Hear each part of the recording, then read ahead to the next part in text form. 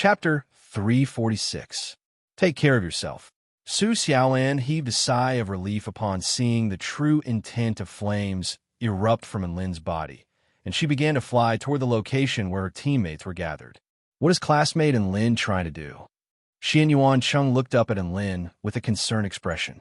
Not only him, but all of the team members also turned to look at Enlin. At this moment, there were already several dozen sinister devils pouncing toward Enlin at the same time. They possessed violent auras, and they extended their sharp claws as they transformed into streaks of black shadows that pounced toward the man in the air. Gundam 1 and Gundam 2 landed within the circle of flames and activated their ionic deprivation protective barrier. Enlin intertwined his index fingers and pressed his thumbs together as he made an ancient hand seal. The space around him suddenly warped, and several dozen sinister devils howled in agony as their twisted, inky black bodies evaporated like water vapor, and thick white smoke rose from their bodies. Heavenly void flame appear. Boom! A transparent wave of flames swept forth, incinerating several dozen sinister devils into nothingness. Great holy flame appear. A yellow and white disk of light appeared behind Enlin, and the area within a radius of several thousand feet was instantly transformed into an inferno of light and heat. Even the air became extremely twisted and warped. The sinister devils on the ground writhed in pain from the scorching heat that suddenly appeared. Many sinister devils pounced toward Enlin with all their might, but they were all incinerated into ashes by the invisible heavenly void flame. Demonic star flame appear. Purple flames appeared in the sky, transforming into a sea of flames. Specks of white flames imbued with terrifying power, and they were as dazzling as stars within the sea of flames. Setting moon flame appear. On the ground below, waves of blue flames swept forth in all directions, covering an area of several kilometers. Countless sinister devils were frozen by these frosty flames, and their bodies began to melt in a bizarre manner. At this moment, the heavens, the earth, the sun, the moon, and the void had all transformed into a flaming inferno. All of the team members stared blankly at the scene unfolding before them with expressions of astonishment. At this moment, Enlin was the monarch of flames, standing proudly in the sky and commanding the flames of heaven and earth. Sea of divine flames, activate. Enlin's expression was calm. The rune on the back of his hand shone brightly. He was about to unleash his true killing move. In the sky, the purple flames wrapped around the white starlight fell to the ground like a meteorite. The surging flames of the void transformed into an unstoppable river that surged toward the evil demons. The sun behind Shao Chun spewed out boundless golden flames that swept out in all directions with a berserk aura. On the ground, the dark blue flames set off a monstrous wave that engulfed all the evil spirits. In an instant, heaven and earth were turned into a purgatory furnace by the four flames, burning everything. Battle god Ziyang's body trembled uncontrollably as he stared at this earth-shattering strike. Was this what it looked like to have attained the phenomenal success stage of the flame mantra? This concept of fire, this combination of fire techniques, was simply perfect.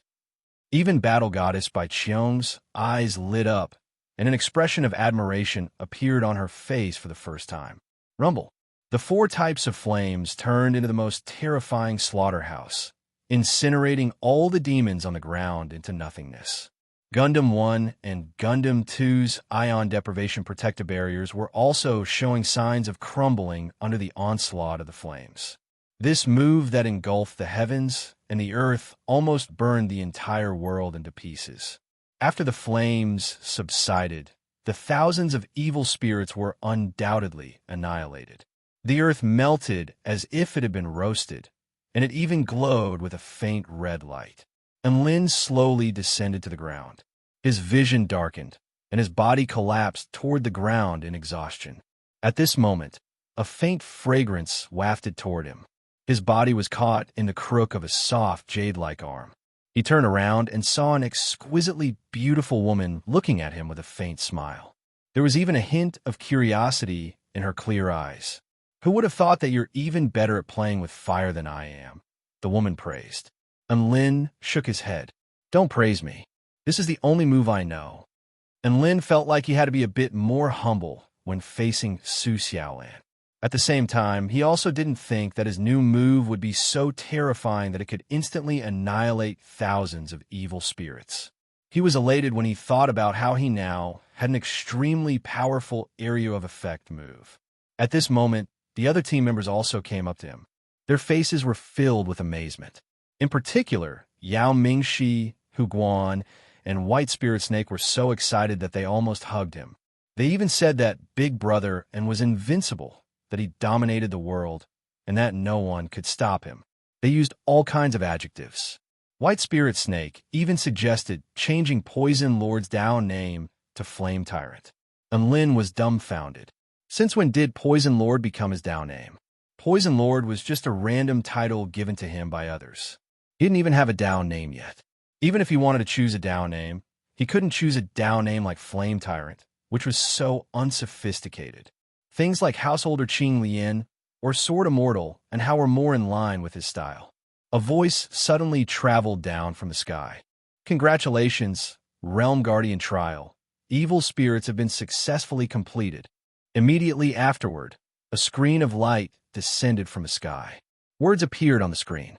Unlin, 11,200 points. Su Xiaolan, 2030 points. Xinyuan Cheng, 1,800 points. Su Qianyun, 1,650 points. Yao Mingxi, 920 points. Hu Guan, 750 points. Lu Qinhuan, 570 points. Tian Lingling, 110 points. White Spirit Snake, 30 points. Tang Shimin, 0 points. The Battle God points were reset to 0. Only the scores were displayed, but no inheritance orbs descended.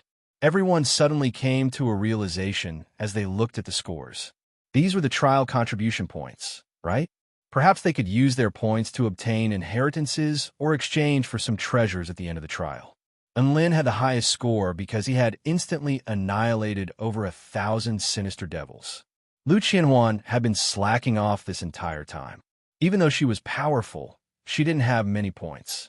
As for Tian Lingling and White Spirit Snake, they were constantly unleashing immortal spells within the Ring of Flames and could occasionally kill 1 or 2 sinister devils, so they also had points. Tang Shimin was the worst off. 0 points was a little too glaring. Tang Shimin was speechless as he lay on his black brick and looked up at the screen in the sky. When he saw everyone's sympathetic expressions, his chest tightened even further. "Why are you all looking at me? Why are you all looking at me? I, Tang Shimin, am a man of indomitable spirit. I don't need your sympathy." However, after thinking about it, he realized that he had probably only obtained 1 inheritance from this trip, which was even less than Tian Lingling and White Spirit Snake, who had won all the inheritances by acting cute. He had obtained the least out of the 10 of them. With this in mind, he couldn't help but feel sad. A white spatial passageway began to appear. And Lin swallowed a blood spirit pill and rested with the others for a while before continuing onward. Within the dark space, Black Spirit Snake's fingers were interlaced as she looked at Enlin and the others on the screen, and she tapped her fingernails lightly. Enlin, Lu Qianhuan, Su Xiaolan, Xianyuan Cheng, and Su Qianyan. These people are all cultivators close to the Battle God rank. With Ziyang and Little Qing, even if this was the Hell mode, they probably wouldn't be able to experience a life or death trial. If this trial doesn't even have life or death situations, then it wouldn't be a good trial. Saying this, Black Spirit Snake turned her gaze toward the bald male. Her pitch-black eyes were mesmerizing. Seal 80% of your power. At the final checkpoint, act as a big boss and snipe them. Hearing this, the bald male trembled and lowered his head obediently. As you command, Master Black. Chapter 347. Enlin and the others walked through the spatial passageway and arrived at the second spatial node. They were greeted by the sight of a strange world. Here, the sky was covered by a thick layer of rock, The ground was scorching hot, and there was crimson lava flowing slowly through the ground. The air was suffused with a pungent, poisonous gas. And Lin looked around at his surroundings and felt like this was the second layer of the underground world. During the Tao Exchange Conference of the Four Powers, the first stage of the desperate survival competition was extremely similar to the scene before him. However, the space they had arrived at this time was many times wider than last time, and the rock layer above them was also much taller. Just as Enlin was sighing with emotion, the rock layer above them suddenly began to crack open. Boom! A few inky black figures crashed to the ground amid a resounding boom. Enlin focused his gaze, and an expression of surprise appeared on his face. 9 strange creatures had appeared before him. All of them were inky black in color, and their biological structures were extremely stable, unlike the chaotic and twisted sinister devils. Furthermore, they were imbued with extremely vast amounts of energy, striking one with a sense of oppression. Their appearances were all different. Some of them walked upright like humans. Some of them were huge tigers with 2 heads, and there was even an elephant with a pair of black web-like wings on its back. These are the demons of hell of the Tai Chu continent. Legend has it that they live in the cracks in the ground and grow by absorbing the energy of death and geothermal energy. They are renowned for their extremely powerful life force, which is comparable to that of the Blood Tribe. Everyone, please be careful, Xian Yuanqing warned with a grave expression. The demons of hell panted heavily, and their breathing was clearly audible underground. Their crimson eyes stared intently at everyone with a bloodthirsty expression. For some reason, the atmosphere became very tense. Just as the 2 sides were facing off, a voice suddenly sounded. "I'll lead the way." A pink-haired woman raised her 6-feathered staff and quickly rotated it in front of her as she spoke. Boom! A scorching white pillar of light tore through the ground before crashing toward the 2-headed tiger. That pillar of light was none other than Lu Qianhuan's signature technique, Final Spark. The 2-headed tiger was caught off guard and didn't even have a chance to evade before the pillar of light pierced through its head. The pillar of light was imbued with extremely powerful energy, blasting a ghastly hole into its head. Roar! The other 8 netherworld demons exploded forth and pounced towards Enlin and the others. The twin-headed tiger, which had been pierced by the final flash, did not collapse. As the hole wriggled, the black flesh and blood slowly stuck together and fused together before returning to its original state. Lu Qianhuan knew that this battle was not going to end easily. She was not discouraged and flew toward the double-headed tiger with her staff in high spirits. A netherworld demon in the form of a human pounced towards Enlin. It held a small sword in its hand and suddenly stabbed forward, transforming into a series of black afterimages. Its speed was so fast that even Enlin found it difficult to keep up with it. He knew that this group of netherworld demons was very strong when they exchanged blows just now.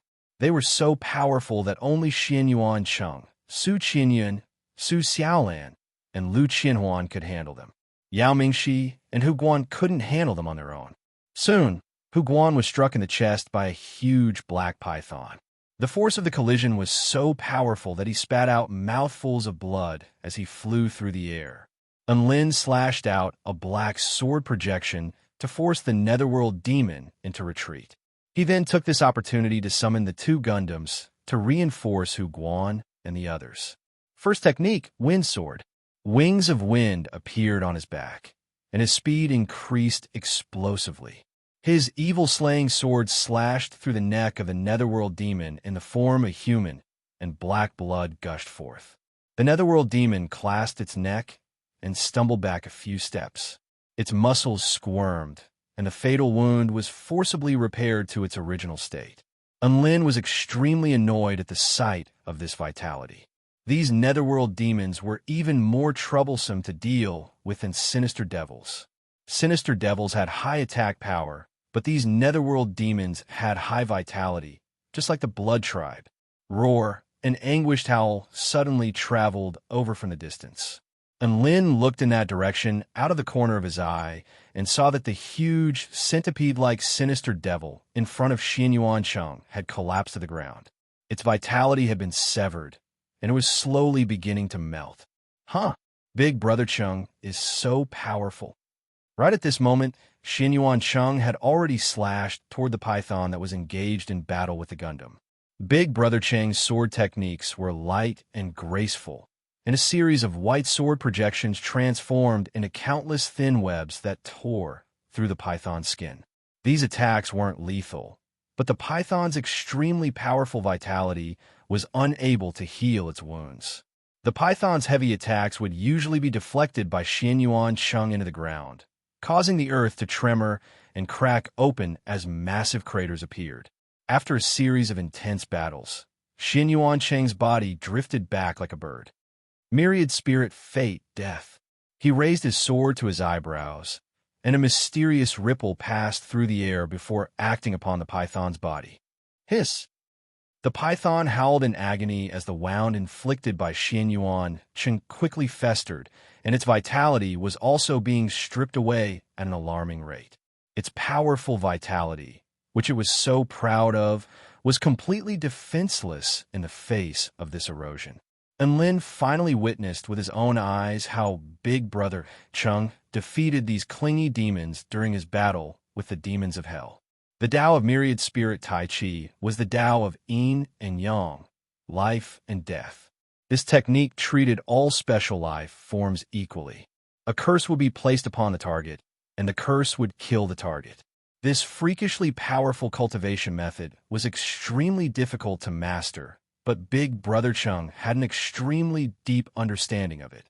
This was why he was favored by the true gods. Upon seeing this, Lin knew that he couldn't use Big Brother Cheng's method anymore. The home ground of this trial belonged to Big Brother Cheng. After killing the python, Xin Yuan Cheng didn't stop there. Instead, he charged toward Yao Mingxi's battle and began to provide support. Lin focused on his battle and finally managed to slash the demon before him twice with great difficulty.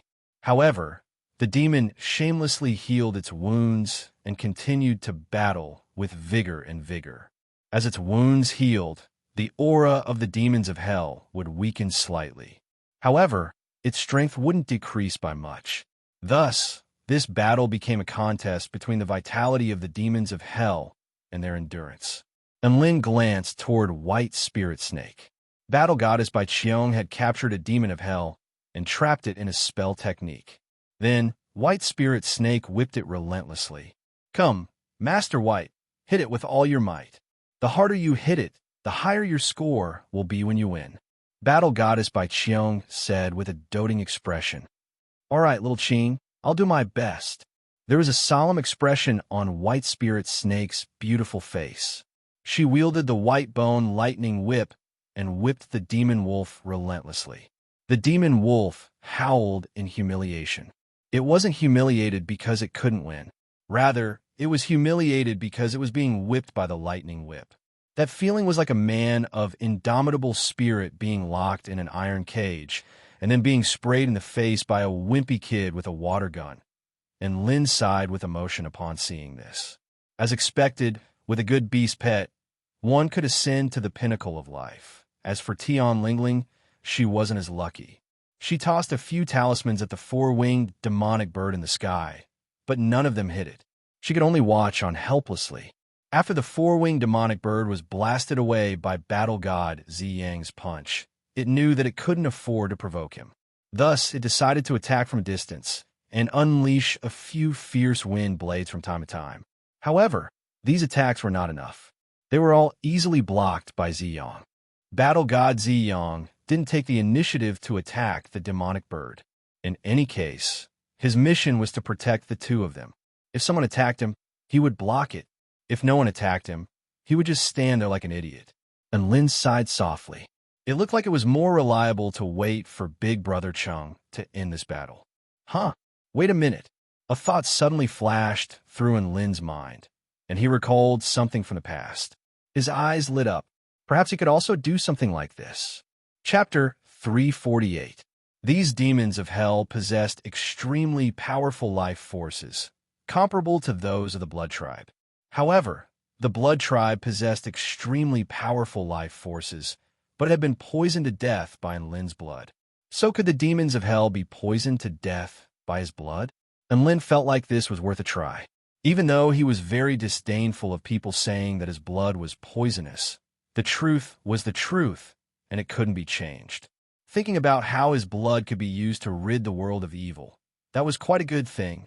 Enlin evaded the demon of hell's lunge and blasted its inky black body with a punch before slashing his arm with the evil-slaying sword, staining the blade of the sword with blood. The inky black blade of the sword was stained with a hint of sinister coldness. "Little Xia, do you like the red makeup I put on for you?" Enlin suddenly asked as he looked at the blood-stained sword. Evil-slaying sword. Stone Liji? "No, you don't understand my pain." Enlin heaved a long sigh and shook his head with a forlorn expression. "If my blood was extremely poisonous, would you still follow me?" Evil-slaying sword. Stupid C*NT. Right at this moment, the demon that had been knocked back pounced toward Enlin again with a powerful aura. Enlin's eyes turned snowy white as he activated his divine inspection technique. First technique, Wind Sword. Enlin evaded the demon's lunge by a hair's breadth.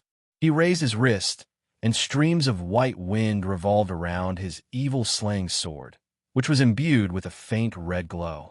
A lethal sword projection instantly sliced a massive gash into the demon of hell's chest. Splat! Black blood splattered through the air as the demon was knocked back again. Enlin stared at the retreating demon with a tense expression on his face. It was time to prove whether his blood was poisonous to a single race, or to all races. The demon of hell clutched its wounded chest, and its flesh began to squirm in an attempt to heal its wound. However, right at this moment, its expression suddenly faltered, and it looked down at its wound to find that the black blood was flowing even more violently, showing no signs of stopping. This was the first time the infernal demon had encountered such a situation, and his eyes widened in shock as he immediately used a spell technique to seal his wound. Unexpectedly, in the next instant, its movements began to stiffen. As the corners of its mouth squirmed, black blood flowed out along with bubbles. Plop! The netherworld demon collapsed with a terrified expression on his face. His breathing slowly ceased. "So, the poison in my blood isn't targeted at anyone." Enlin looked at the scene in front of him and murmured. He began to feel somewhat melancholic. The blood that could poison the blood race and the demons of the netherworld to death had already transcended species. He might even be able to poison other races to death. From the looks of it, his blood really seemed to be quite poisonous. Senior Poison Lord, you're so powerful." White Spirit Snake yelled with excitement upon seeing that Enlin had already defeated a demon of hell. Venerable Poison Master? Enlin understood. This might be a connection that could not be severed in the unseen world. Perhaps the Taoist title of Lord of Poison was really fated with him. Since this was fate, then let the title of Poison Lord shine once again. Enlin took a deep breath. A pair of wings appeared on his back, and he flew toward the four-winged demonic bird in the sky. His speed was so fast that a powerful shockwave swept through the air around him. The four-winged demonic bird flapped its wings toward Enlin, and over 100 powerful wind blades rained down upon Enlin. Enlin activated his divine inspection technique and relied on the speed of his wings of wind, as well as his powerful ability to analyze openings. He transformed into an extremely agile streak of light and evaded all of the concentrated wind blades. First technique, Wind Sword. A sword strike imbued with white streams of wind sliced a massive sword gash into the four-winged demonic bird's body. Blood splattered through the air, and Enlin flew back to the ground with a confident expression, no longer looking at the demonic bird behind him. A few seconds later, the gigantic demonic bird crashed to the ground as if its wings had been snapped. Its vitality had also been completely severed. At this moment, Xin Yuancheng had already helped Su Qianyun destroy a demon of hell.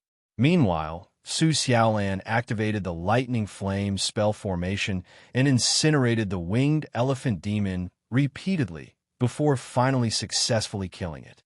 Like a beautiful butterfly, Lu Qianhuan danced around the gigantic two-headed tiger. One powerful spell technique after another was unleashed from her staff. Forceful control, bombardment, forceful control, critical strike. The gigantic two-headed tiger pounced toward Lu Qianhuan in a frenzy, but it couldn't even touch the hem of her clothes. On the other hand, the fearsome spell techniques that were hurtling toward it all hit their targets. No matter how powerful the gigantic two-headed tiger's vitality was, it had no way of retaliating. It was blasted to death just like that. My God, these demons of hell are King tough. Next time, I'll have to improve my magic penetration as well. Lu Qianhuan wiped the beads of sweat from her forehead as she panted heavily. Hearing this, Enlin grimaced. You can make up for the penetrative power of this spell by a void staff? Lu Qianhuan, don't tell me that you can't differentiate between reality and illusion. Lu Qianhuan rolled her eyes at Enlin. Ignorant child. Embedding soul-crushing ore and demonic blood fat on this staff will allow spell techniques to become sharper and more penetrative. Furthermore, it can also increase the fatality rate due to the demonic blood. My four balls? Enlin's mouth gaped open. He was rendered speechless by Lu Qianhuan's serious lecture. Holy **T. So Lu Qianhuan wasn't joking. This world really could improve spell penetration. The last demon of hell was the demonic wolf that Bai Qiong had trapped in a spell technique cage. It instantly fell into despair when it saw a few more terrifying cultivators surrounding it. Battle Goddess Bai Qiong didn't want to waste everyone's time after seeing that everyone else had finished their battles. Thus, she released the demonic wolf. After regaining its freedom, the demon wolf didn't even have time to sing its praises of freedom before it was drowned in an overwhelming wave of powerful spells in the next second. If the heavens gave a chance to choose, it would definitely choose to return to the cage and enjoy white spirit snakes whipping. That place was practically heaven. Congratulations, Realm Guardian Trial, Demons of Hell, chapter completed. Immediately afterward, a screen of light descended from the sky. Words appeared on the screen. Xianyuan Cheng, 6,400 points. Enlin, 3,400 points. Su Xiaolan, 2,100 points. Lu Qianhuan, 2,100 points. Su Qianyun, 1,800 points. Yao Mingxi, 700 points. Hu Guan, 500 points. White Spirit Snake, 100 points. Tian Lingling, 10 points. Tang Shimin, 0 points. His Battle God contribution points were reset to 0. No one was surprised that Xianyuan Cheng had the highest contribution points. After all, he was the one who had provided support everywhere during this trial. Battle Goddess Bai Qiong pursed her lips in dissatisfaction when she saw White Spirit Snake's 100 points. She only has 100 points after being whipped for so long? Does she even know how to calculate points? Tian Lingling looked at her pitiful 10 points, and a hint of indignation appeared in her large, watery eyes. However, when she glanced at Tang Shimin, who was lying on the black brick, her expression relaxed for some reason. Tang Shimin noticed the change in her expression, and he almost spat out a mouthful of blood. Could it be that Tian Lingling felt better after seeing his 0 points? Just as everyone was recuperating and recovering their blood essence. Within the dark space, only a snake-tailed female remained. She sat lazily on a chair. She looked at Enlin and the others on the screen, and the corners of her lips curled up slightly. She revealed a smile that was enough to enchant all living beings. Immediately afterward, a mesmerizing voice reverberated within the dark space. The show is finally about to begin. Chapter 349. Enlin and the others continued onward toward the final node. This was a vast expanse of lush green land with blue skies and white clouds. Even the air here was extremely fresh and clean. This place sure is comfortable. Su Qianyun narrowed her eyes and took a deep breath with an expression of enjoyment on her face.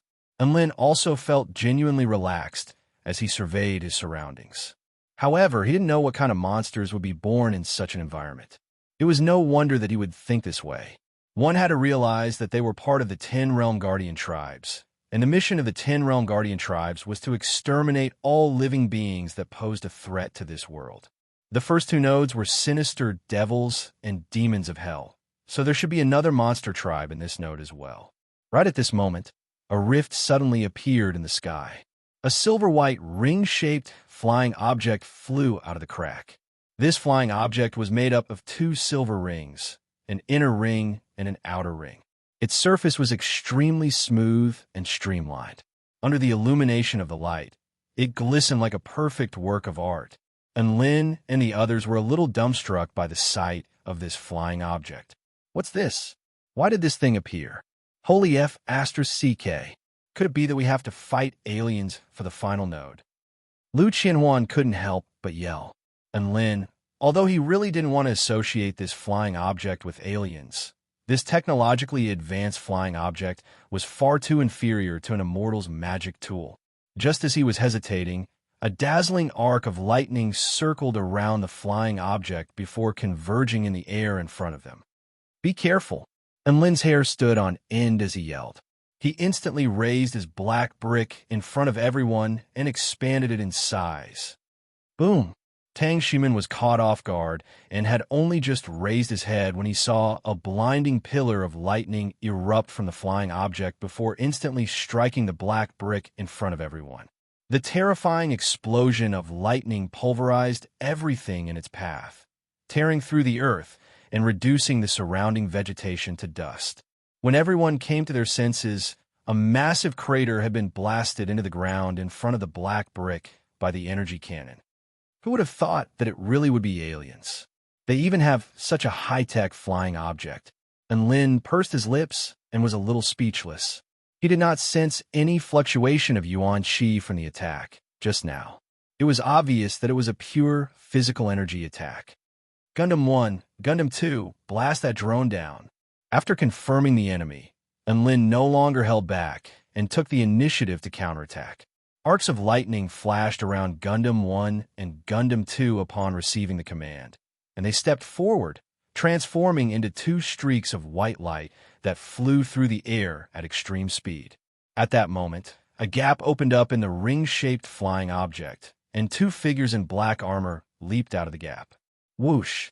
A figure charged toward Gundam 1 and Gundam 2, and a fist that glowed with a metallic luster crashed into the Gundam's particle sword. Boom!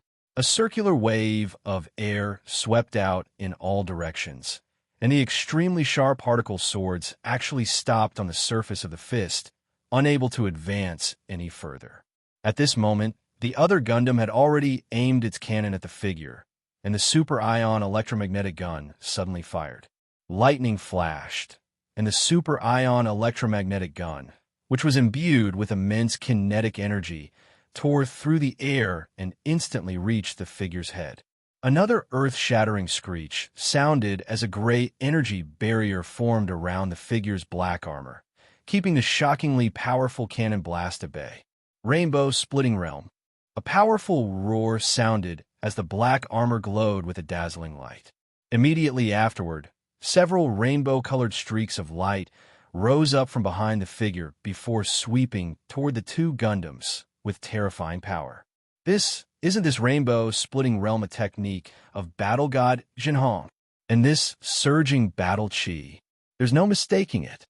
Battle god Zi Yang's heart trembled as he looked up at the scene in the sky. Battle god Jinhong?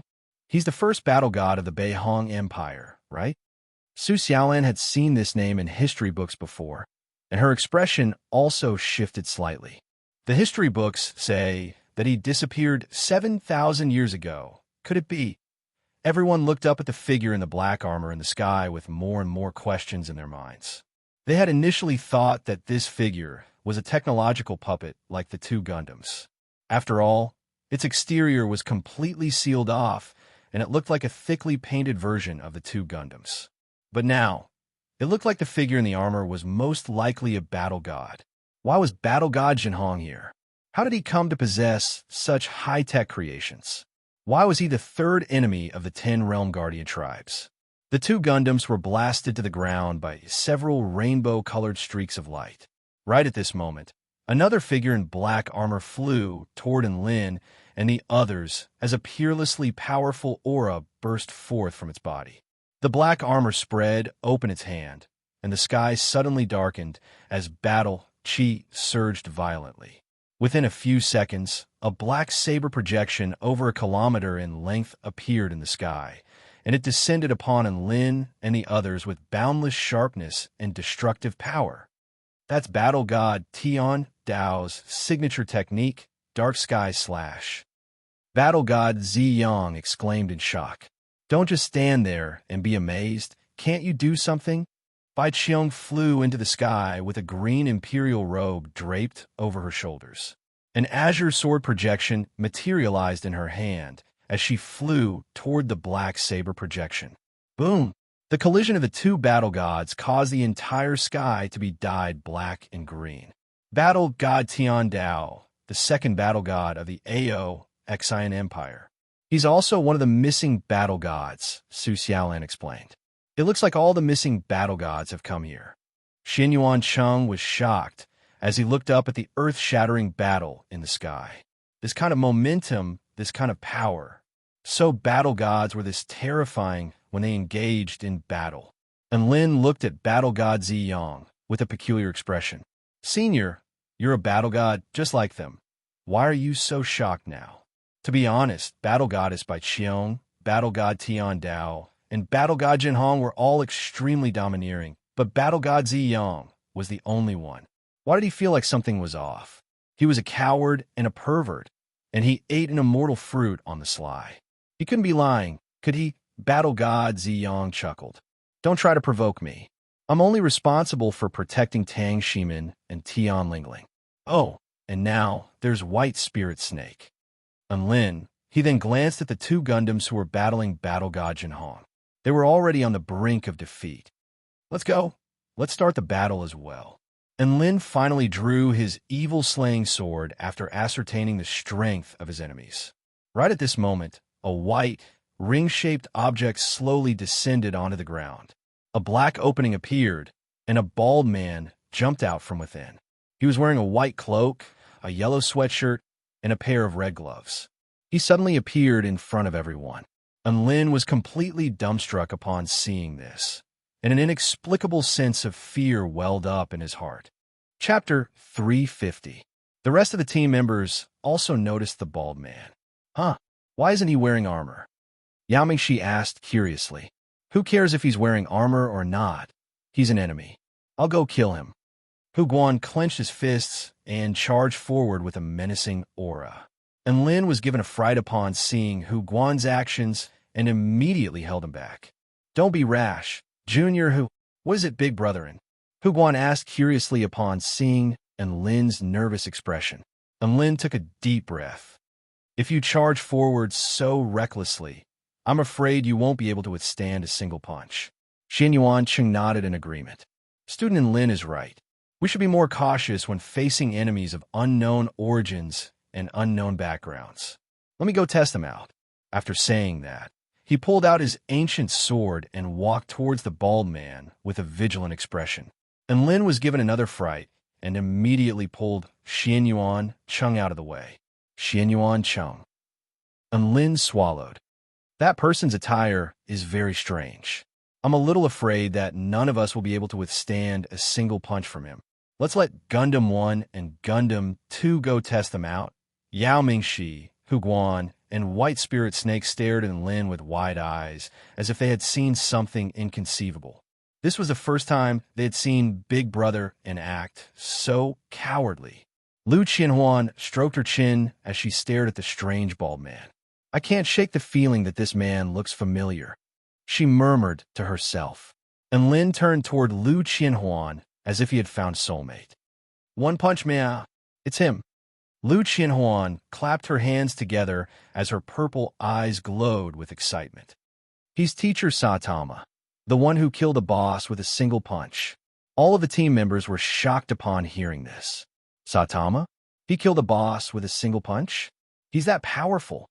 Hi, Teacher Saitama. I'm Sorceress Lux. Lu Qianhuan greeted the bald man excitedly with a vibrant smile. It was as if two people who loved to role-play had met in the vast world. This was all fate. When the bald man saw an extremely beautiful woman waving at him enthusiastically and calling him teacher Satama, he couldn't help but be stunned on the spot as a warm feeling welled up in his heart. Previously, he had been worrying about what he should do to restore his glorious image after he became bald. Very quickly, he recalled that in the world created by the Empress, there was a bald expert who was extremely domineering. Thus, he decided to imitate him and act out the role. He didn't expect to be recognized as soon as he put on his clothes.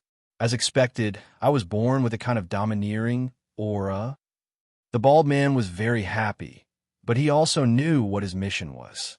If he did not complete it well, the next time he would not be playing the role of a bald powerhouse, but a headless horseman.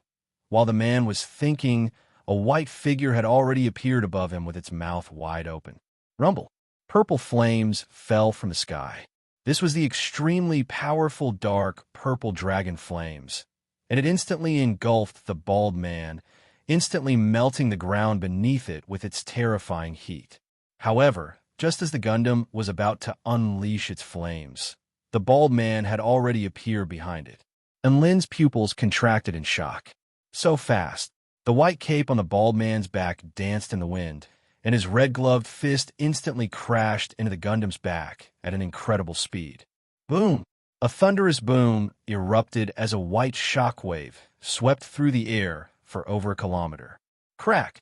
Cracks appeared in the Gundam's silvery white outer armor, and its body turned into a white line as it plummeted to the ground, creating a pitch-black crater. And Lin took a deep breath as a fearful expression appeared on his face. Yao Mingxi, Hu Guan, you two go help Gundam 1 and Gundam 2 against Battle God Jinhong. Everyone else, come with me to battle that bald man. The speed and power displayed by this bald man were even more powerful than that of Battle God Jinhong. Yao Mingxi and Hu Guan were slightly weaker, but they knew that this was not a battle that they could participate in, so they immediately flew toward Battle God Jinhong. And Lin issued an order to Gundam 1 and Gundam 2 through the HeartNet to stall Battle God Jinhong as much as possible. He didn't want to kill Battle God Jinhong as long as he didn't get involved in other battles. The bald man didn't give chase after slamming one of the Gundams into the ground. Instead, he made his way toward Lin and the others with a relaxed smile on his face. Hello, everyone. I am the final boss of this trial, Satama. I've let you guys off easy for so long, so it's time for one or two of you to die. Are you ready? He didn't forget why he had become bald, so he was going to take this opportunity to exact his revenge. As soon as he finished speaking, a dangerous, murderous aura began to spread in all directions. And Lin's expression became extremely fearsome as he looked at the bald man. He really did feel like he was about to be punched to death by this bald man. I'll stall Satama. You guys take this opportunity to attack him. Xinyuan Cheng suddenly instructed. All right, Xinyuan Cheng, you'll be the main tank to draw aggro. I'll be the backline DPS. Su Qianyan will be the assassin, and Lin and Su Xiaolan will be the melee DPS. Lu Qianhuan suddenly issued instructions with an excited expression. Everyone, Xinyuan Cheng could be trusted to stall Lin. After all, he was able to hold his own against Wang Xuanzhan of the Spirit Nurturing final stage for a short period of time when he was only of the Spirit Nurturing initial stage. Now that he was of the Spirit Nurturing final stage, he was definitely the most powerful among all of them. However, before Xinyuan Cheng even had a chance to attack, a white pillar of energy tore through the earth toward the bald man's face. Whoosh! A series of afterimages flashed past, and the bald man shifted his position at a speed that was difficult for the naked eye to capture. The pillar of energy brushed past him, tearing a trench over 1,000 feet in length into the earth. We missed. Lu Qianhuan blinked her purple eyes in disbelief. It's my turn, the bald man said lightly. In the next instant, the red fist was already upon everyone with an earth-shattering aura. Boom! The earth suddenly began to tremor and crumble amid an earth-shattering boom. An ancient sword stood in front of the red fist, and the projection of a black and white fish revolved on the ground. "Oh, interesting." A hint of surprise appeared in the bald man's eyes. He didn't think that someone would be able to completely block his punch. Xin Yuan Cheng's expression was calm, as if he had entered into some kind of realm. However, the blood trickling from the corner of his mouth indicated that he had already been injured. A sword slash of fire and lightning suddenly attacked the bald man. It was so fast that it reached him instantly. The bald man took a step forward, and his body transformed into a series of afterimages as he retreated over a dozen meters, evading the sword projection. The air twisted, and the blue moon rippled in the air, soundlessly before appearing behind the bald man. With a sharp edge that seemed capable of harvesting lives, it drew a thin blue line through the air.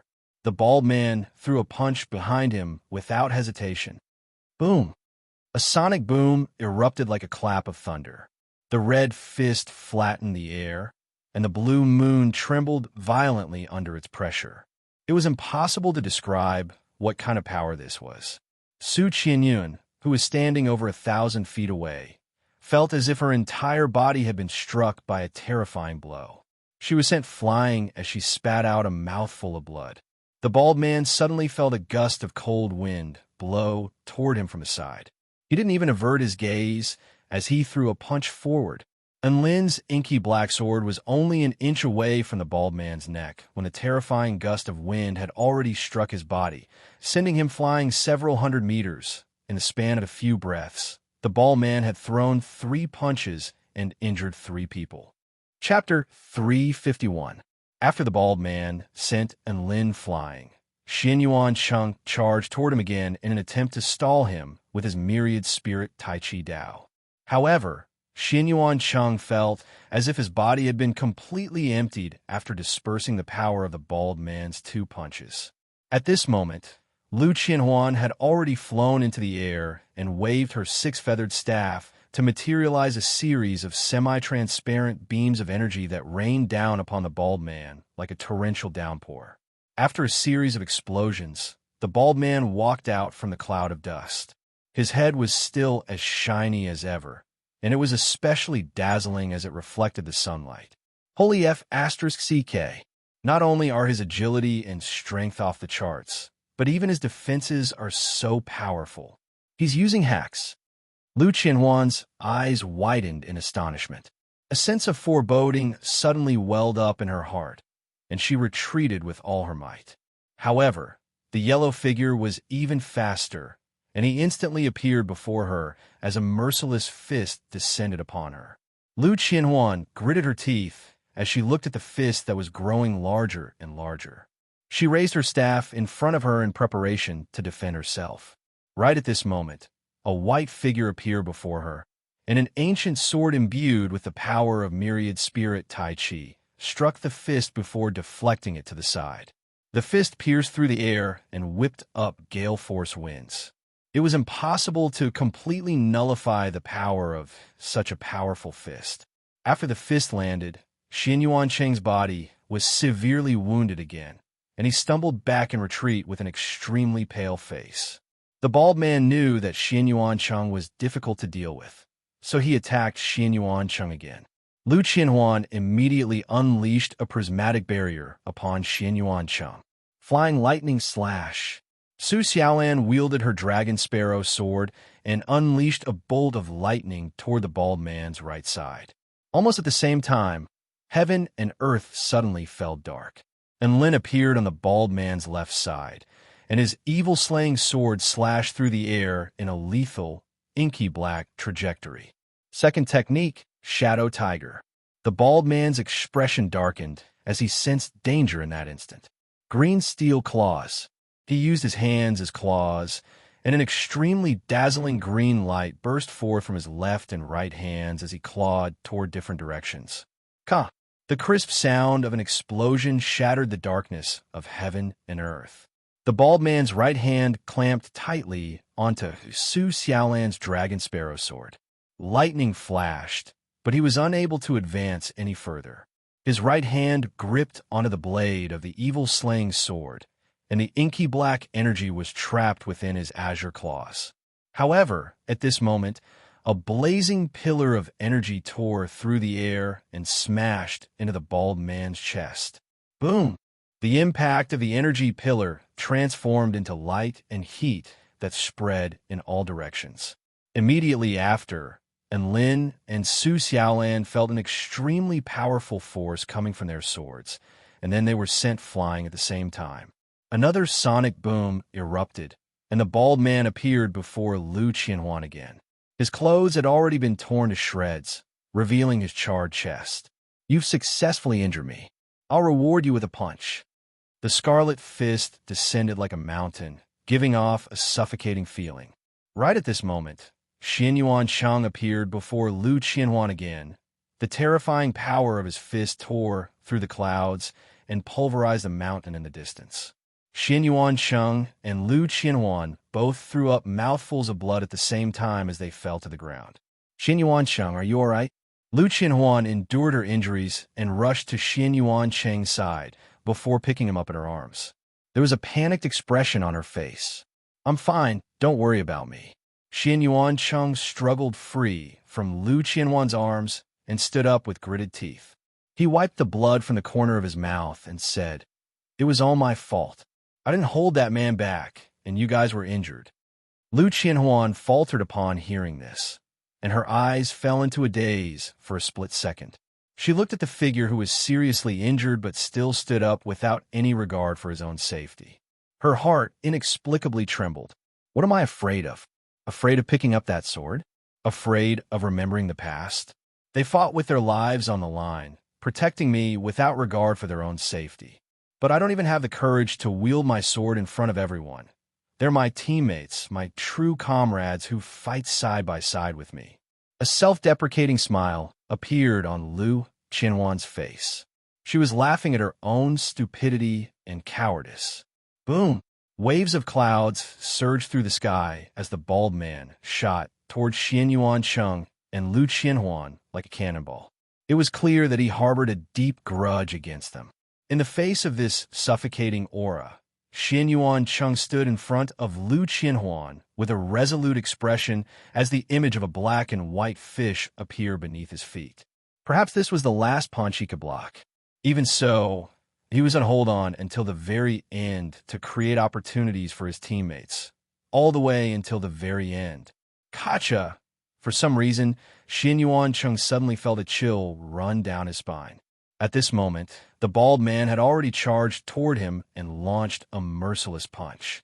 Frost instantly covered the entire sky. Blue-white streams of air proliferated outward, and the absolute low temperature froze the space around them. Lu Qianhuan stood in front of Xianyuan Cheng, and a blue ribbon encircled her snow-white skin. Her figure was tall and straight, and her expression was cold and arrogant. Her purple eyes were disdainful yet calm, as if she were a proud and independent female, sort of mortal. The bald man was enveloped by the terrifyingly low temperature, and his body actually froze for a moment. However, he quickly used brute force to break free from this freezing space, and the red fist continued its onslaught. Stunning snow, Lu Qianhuan yelled softly as she gripped her great ice sword tightly in her slender hand. She raised her sword toward the sky, toward the red fist, and 1,000 snowflakes were instantly swept up. The bald man's fist was powerless as if it had struck cotton, and the extremely cold wind and snow continued to batter his body. Ling Shuang, Lu Qianhuan's sword turned, and her great ice sword pierced toward the bald man's heart. At this moment, the falling snow stopped, and everything fell silent. Only the blade of the sword, which was imbued with the power of extreme frost, sliced through the wind and snow and pierced toward the enemy's heart. Blood splattered, and snow began to fall. Lu Qianhuan's long sword pierced into the bald man's chest. However, before the tip of the sword could even touch the heart, the blade was already tightly gripped by a large hand, and it was unable to advance any further. Blood flowed down the blade and dripped onto the snowy ground, forming faint red spots that slowly faded away. The bald man's expression finally darkened completely. "Very good. You've injured me again this time. I'll reward you with another punch." His fist fell, and it was as if he could destroy all techniques with his strength alone. The terrifying power of his fist shattered the frost heaven domain. Lu Qianhuan spat out a mouthful of blood, and her body was sent flying into the sky by the fist. The sound of blood churning and bones shattering could also be heard. Xin Yuancheng had only just felt a glimmer of hope from Lu Qianhuan's exceptional sword technique. However, in the next instant, this hope was once again shattered by the bald man's fist. Such a powerful and unimaginable sword technique was still unable to defeat him. This bald man's strength was truly too ridiculously powerful. The bald man stomped the ground with one foot and charged toward Lu Qianhuan, who was still in the air. Then he launched another punch. Lu Qianhuan looked at the fist that was imbued with terrifying power, and despair finally welled up in her heart. She knew that she wouldn't be able to block this punch. However, right at this moment, a powerful arm suddenly wrapped around her slender and soft waist, and the arm transformed into a bolt of lightning as it instantly teleported over 1,000 feet away. Boom! The fist lashed out, and it was as if the fist was going to puncture the heavens. The bald man's fist missed. You saved the damsel in distress. I'll give you a thumbs up. Lu Qianhuan looked at the handsome profile of the man before her, and a joyful smile appeared on her face. Crimson blood was still stained on her beautiful, fair face, and her smile was both pitiful and moving. Just stay here and shout 666. Watch me perform in the next battle. The man placed Lu Qianhuan onto the ground, and a black aura continued to seep out from his body. He was none other than Enlin, who had already unleashed his origin energy of the netherworld. Chapter 352. The bald man's expression shifted as he stared at Enlin in the distance. This aura was very powerful. Enlin also raised his head to look at the bald man, and his eyes were as black as ink. A black cape instantly materialized on his back, and even his evil-slaying sword was bound by a black ribbon, as if a black cloak had been added to his body. Deathly silence ensued as the aura of death and doom proliferated outward. Enlin stood at the very center of the darkness, as if he were the monarch of the night. His aura was calm and reserved, but it was imbued with absolute power that could make one fall into an eternal slumber. A gust of wind blew past, and Enlin's body had already disappeared. The bald man's expression darkened, and he raised his fist before hurling it forward without any hesitation.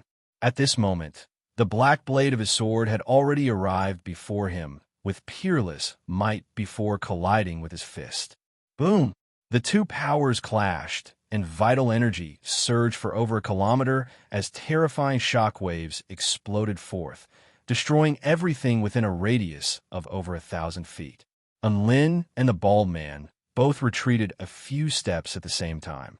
The bald man's glove had already been sliced open by the blade of his sword, revealing a gash. However, Enlin was completely unscathed as he charged toward the bald man again with his sword in hand.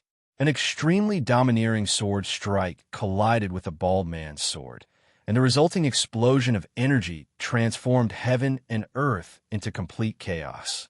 The bald man was forced into retreat by Enlin's unstoppable sword strike, and a dozen or so wounds soon appeared on his body. In the eyes of the bald man, the black cape on Enlin's back was growing larger and larger, as if it had transformed into a black canopy that obscured the entire sky. Meanwhile, Enlin's sword had become the executor of death and doom in the canopy of the sky, constantly announcing its authority. Xin Yuancheng and Lu Qianhuan looked up into the sky, where the black cape obscured the sun. Night slowly fell, and Enlin's endless night sword technique had finally reached its peak. That's right, Enlin didn't use the 6 strikes of the war god this time. Instead, he listened to Little Xia's suggestion and used the endless night sword technique that he had just obtained. Su Xiaolan was forced back by a scarlet streak of light. As her black robe fluttered, her gaze had already stopped on the man in the distance. Battle God Jin Hong was far too powerful, and even with the help of the 2 Gundams, Hu Guan and Yao Mingxi were still in grave danger. Hence, Su Xiaolan listened to Enlin's instructions and went to reinforce Hu Guan and the others. Before they parted, Enlin had said that he would definitely defeat the bald man. Seeing Enlin's extremely serious expression, Su Xiaolan believed his words without a doubt. And now, the most crucial moment had finally arrived. The bald man was beaten until his blood boiled. He clenched his fists tightly, and his aura soared to the limit. "Brat, don't be too arrogant. Eat my serious punch."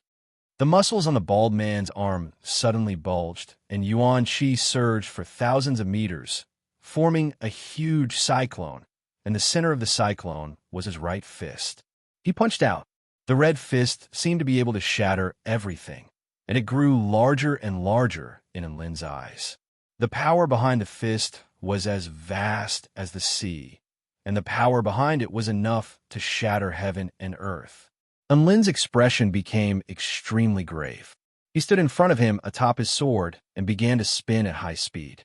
His black cape transformed into a black canopy that flowed downward like a black river, forming a vortex that sucked in heaven and earth.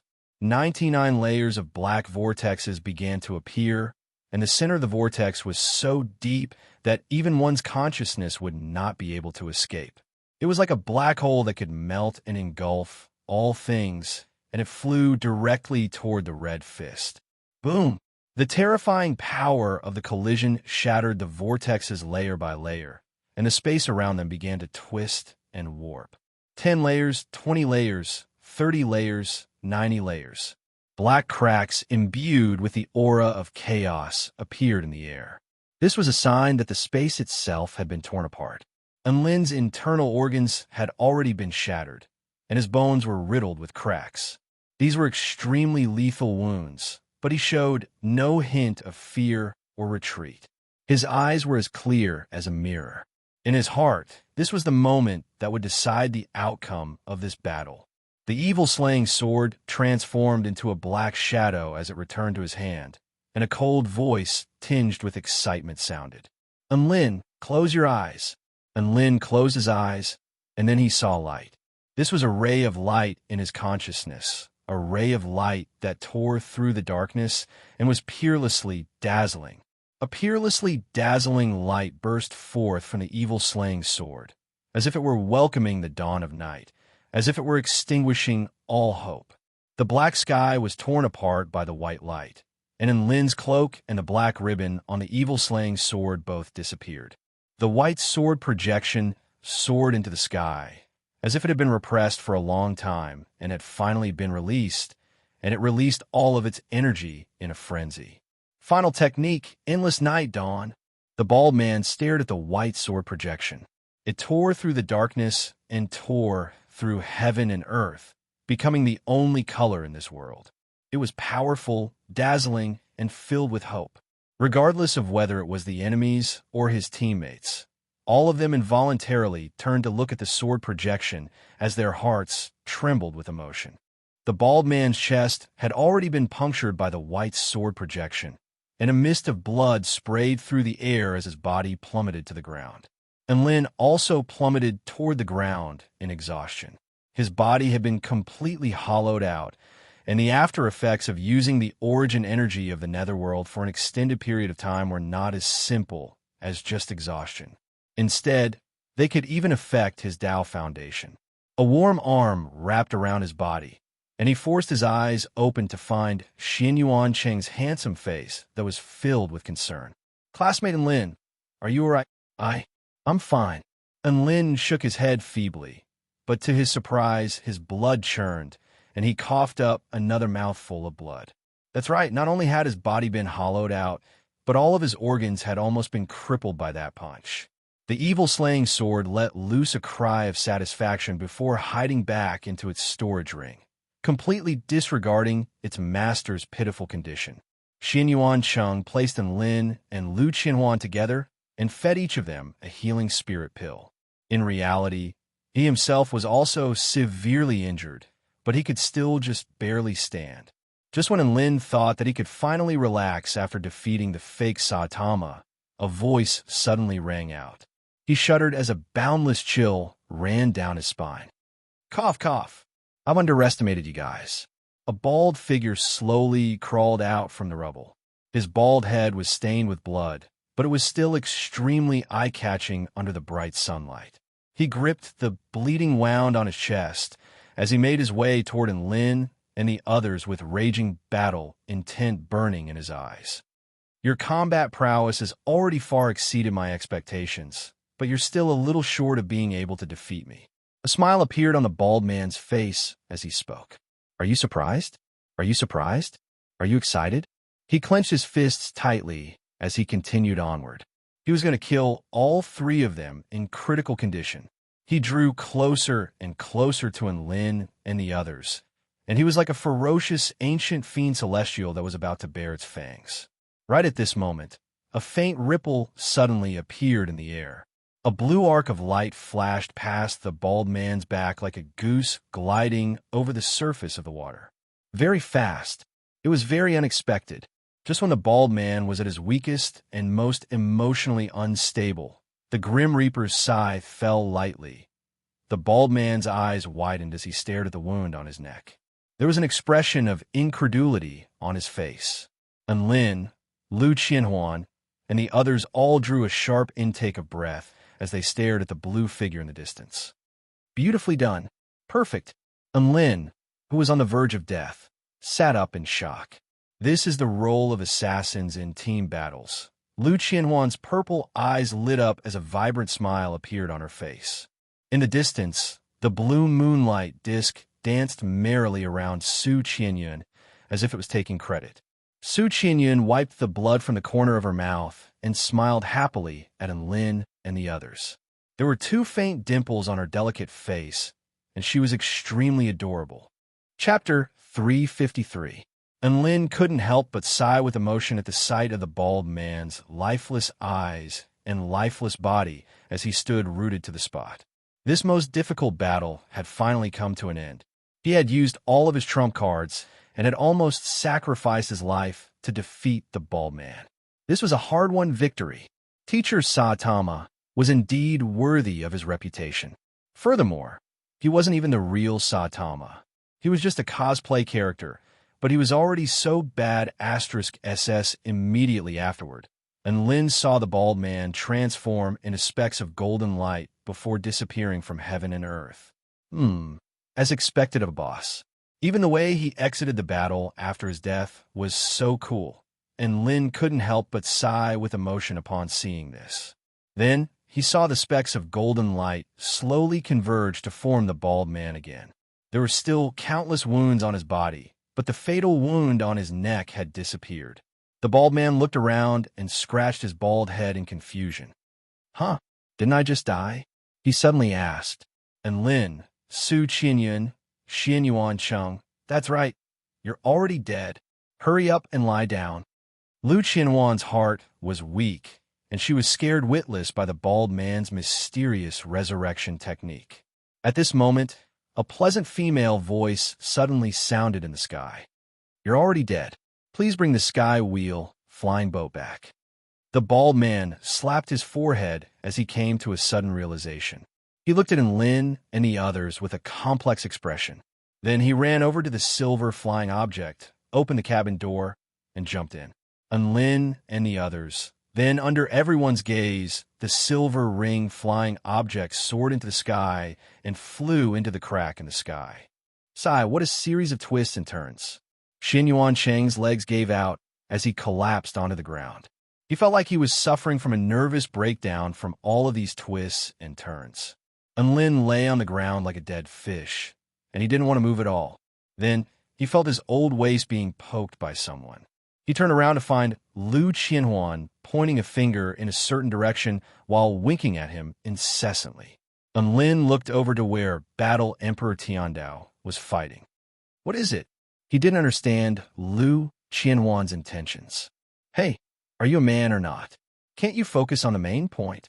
Lu Qianhuan glared at Lin. Men? The main point? And Lin blinked as he looked toward the peerlessly beautiful and domineering Battle Goddess Bai Qiong. Battle Goddess Bai Qiong lived up to her reputation as the most powerful being on the Zhanqi continent. Even though Battle God Tian Dao, had the black biological armor to enhance his battle prowess, she was still able to continuously grind him into the ground. However, this was not the main point. The important thing was that Battle Goddess Bai Qiong was currently in her human form, and her green imperial robe resembled a qipao. Not only did it accentuate her perfect figure, but it also had a high slit. As her imperial robe fluttered in the wind during battle, her long, slender, and supple legs could be seen. And Lin swallowed. He was currently lying on the ground while Battle Goddess Bai Qiong and Battle God Tian Dao were battling in the sky. This way, he could see everything from the sky. He looked at Lu Qianhuan gratefully. Lu Qianhuan nodded with a gratified expression. Sometimes it's important to have a pair of eyes that are good at spotting beauty. She pulled out her phone and started playing with it as she spoke. Su Qinyan walked over to Enlin and the others to protect them from the shockwaves of the battle in the distance. She was the one with the least injuries among the four of them, but even so, her entire body still felt like it was about to fall apart. Every movement she made caused her to grit her teeth in pain. The battle was coming to an end, and the situation was starting to become clear. Battle God Jinhong was far too powerful. Even with the addition of Su Xiaolan, he still held a clear advantage. Furthermore, if it weren't for the fact that Gundam 1 and Gundam 2 fought with all their might, Hu Guan and Yao Mingxi would have most likely been buried in the ground already. After that, Battle God Ziyang joined the battle and began to turn the tables. Battle God Zhenhong fell into a disadvantageous position. This was the first time Enlin had seen Battle God Ziyang fight seriously. One earth-shattering flame technique after another was unleashed from his hands in an extremely domineering manner. It had to be said, this battle had successfully reversed his image as a battle god. Boom! A green divine sword fell and sliced Battle God Tian Dao's armor and body in half. Battle God Tian Dao's aura dissipated, and his body disappeared into specks of golden light. Battle Goddess Bai Qiong elegantly sheathed her sword and glanced in Enlin's direction with a seemingly unintentional expression. Enlin immediately turned his gaze towards Su Xiaolan with a sincere and solemn expression. However, he was still sighing in his heart. Why didn't Battle Goddess Bai Qiong last a little longer? At this moment, Battle God Jinhong was already showing signs of being defeated. After he dodged Yao Mingxi's sword strike, the two Gundams had already unleashed a powerful force field trapping formation at the same time. The powerful trapping formation caused Battle God Zhenhong's movements to falter momentarily. If he faltered in the middle of a group battle, then he would have to face a torrential barrage of attacks. Hu Guan's sunrise wind fist flew toward him. Su Xiaolan's sword slashed out a golden arc, and Battle God Ziyang's true flames of judgment descended from the sky. At this moment, the sky was once again illuminated by the explosions of spell techniques. Enlin looked at the black figure falling from the sky, as well as Su Xiaolan and the others who were still chasing after him. He knew that the outcome had been decided, and that Battle God Jinhong wouldn't be able to hold on for much longer. In less than 15 minutes, Battle God Jinhong's heart was punctured by Ziyang's crimson spear of true flames, and his head was severed by Su Xiaolan's flying lightning slash. Congratulations, Realm Guardian Trial, Purple Star Chapter has been successfully completed. A voice sounded from the sky, indicating that Enlin and the others had finally completed the trial. Everyone's heart jolted upon hearing the words, Purple Star. No wonder there were these spaceships and suits of armor. They were representatives of the Purple Star civilization. That made sense. But how could they be enemies of the 10 Realm Guardian tribes? A projection was projected down from the sky, and everyone's contribution points for this trial were displayed. Enlin, 18,500 points. Lu Qianhuan, 12,200 points. Su Qinyun, 9,000 points. Su Xiaolan, 8,300 points. Xianyuan Cheng, 7,200 points. Yao Mingxi, 1,100 points. Hu Guan, 900 points. Tian Lingling, 100 points. White Spirit Snake, 0 points. Tang Shimin, 0 points. and Lin had initially thought that Su Qinyun would have the highest score after killing her. Who would have thought that she would only be ranked third, while he was ranked first? It looked like this judge was quite fair. Tian Lingling was extremely excited upon seeing the score. She had only thrown a few talismans at Battle God Jinhong, and she had only mustered up the courage to join in the fun when Battle God Jinhong was on the brink of death. Who would have thought that she would get 100 points like that? What a pleasant surprise. Seeing that White Spirit Snake had gotten a 0, the little green snake rubbed her little head against her arm in consolation. I'm fine, little Qing. I'm not in last place anyway. There's still someone to accompany me. White Spirit Snake glanced at Tang Shimin and patted her little head with a reassuring expression. Tang Shimin felt like he had been stabbed in the heart again. How the F CK could he get stabbed even though he was lying down? A child's words carried no harm. Another spatial gate opened up, and the white clouds converged to form a staircase, as if it were a path to the heavens. All of the team members looked up at the gate with anxiety and anticipation in their hearts. The final segment was finally here. Chapter 354. All of the team members rested on the spot and prepared to advance to the final spatial gate after they had recovered. Within a certain dark space, a black-haired woman sat on a chair with her snake tail coiled around her body. She looked at Lin and the others with a smile on her face. The bald man stood beside her with a respectful expression. After the seal on his body was lifted, the horrifying wounds on his body healed automatically by relying on his powerful self-healing ability. Even though he still had quite a few internal injuries, they didn't pose much of a hindrance to his movements. What a bunch of powerful people. None of the trial takers from the Celestial Court are ordinary. Black Spirit Snake had already watched the entire battle, and she was even the one who judged the battle contribution points. Hence, she was very generous in her praise of all of the team members. If we didn't beat them up during the trial, we wouldn't have been able to gauge their strength. It looks like such outstanding team members are worthy of celestial immortal Shou Yang's inheritance. Black Spirit Snake continued. The bald man nodded. Their aptitude, cultivation methods, willpower, and Tao are all top-notch. Especially those 5. If we hadn't fought them head-on, I wouldn't have believed that they would be able to unleash such power. Black Spirit Snake chuckled lightly. An exceptional sword immortal candidate with the ancient sword Tao physique, a true disciple of the Tao of myriad spirit Tai Chi, an extraordinary woman with the combined bloodlines of the dragon and phoenix, a Moon Palace disciple with the true Yin physique, and a man with hacks. It's only reasonable that they were able to defeat you. The bald man's heart jolted upon hearing this. He didn't think that Black Spirit Snake would know these 5 people so well. But what did she mean by a man with hacks? He thought back to the terrifying Endless Night sword techniques that Lin had unleashed upon him with a black aura emanating from his body. Now, he felt like Lin really was using hacks. He couldn't afford to mess with him. Shou Yang has worked with us for a while now, so let's complete this final step. Black Spirit Snake's fingers quickly moved across the screen, and one treasure after another, as well as cultivation methods, techniques, and other inheritances, were transferred to a certain space. The bald man looked at the treasures and swallowed a mouthful of saliva with envy. 1 hour later, all the team members had finished resting. As for those who were more seriously injured, they were naturally lying down. Xianyuan Cheng took out a carpet magic treasure. It was soft and warm. It was very comfortable and could accommodate many people. Tang Shimin burst into tears upon seeing this. Damn it, why didn't they take out such a good thing before? Don't you know that it's very hard and uncomfortable to lie on Lin's black brick? Thus, the paralyzed trio, Lin, Lu Qianhuan, and Tang Shimin lay down on the soft flying carpet with blissful expressions. Even the severely injured Su Qianyun and Xianyuan Cheng decided to lie down on the flying carpet. He had no choice. His injuries were too severe. He really didn't want to move.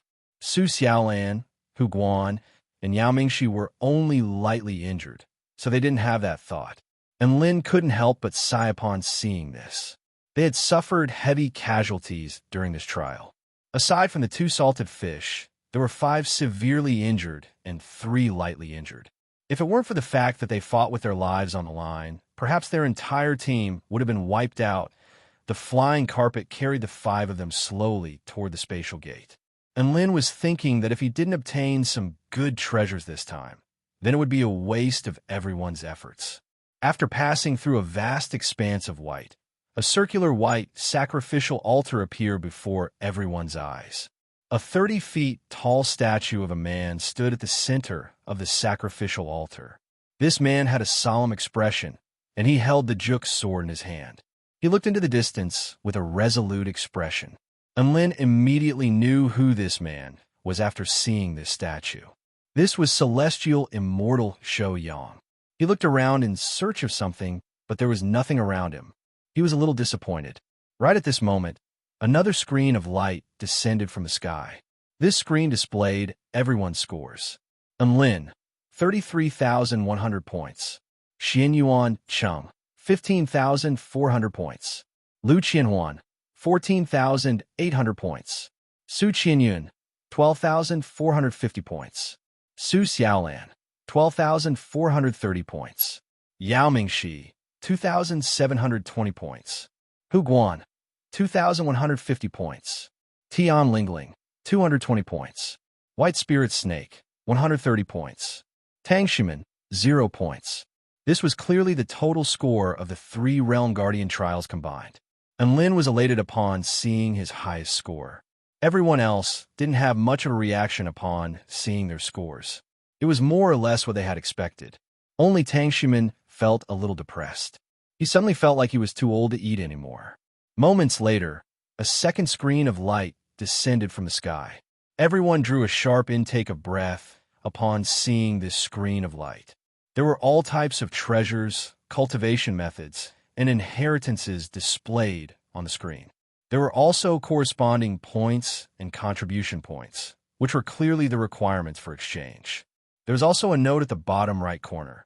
Each item can only be exchanged once. First come, first served.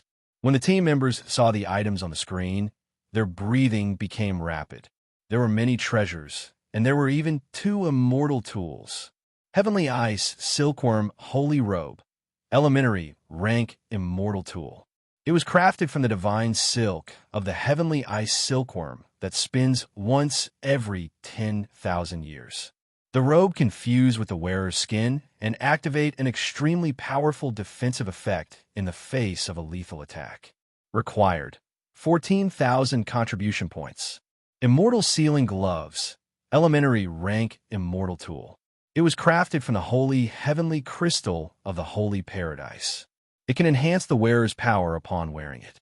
Furthermore, it can store energy within the glove for a one-time burst. It can also unleash an immortal sealing spell technique unique to the glove. Required 15,000 contribution points.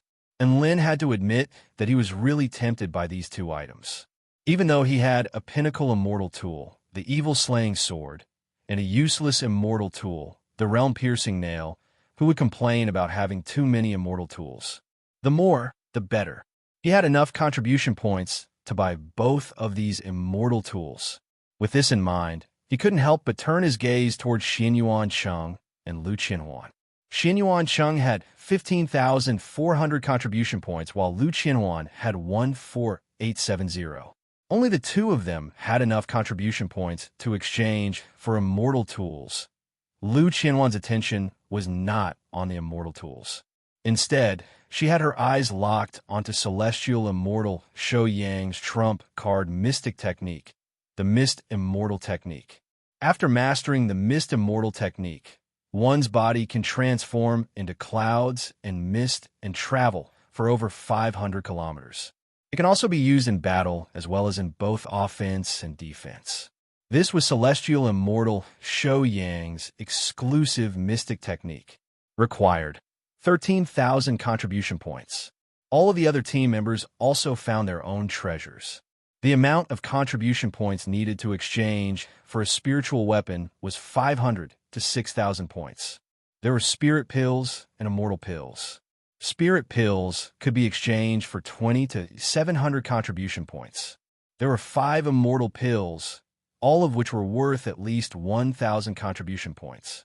What was worth mentioning was that they could be exchanged for spirit stones. 1 contribution point could be exchanged for 200 spirit stones. Based on this ratio, Lin could exchange for over 6 million spirit stones. He would become rich overnight. Tian Lingling, who lived on Earth, was completely rooted to the spot at the sight of so many spirit stones. She counted on her fingers.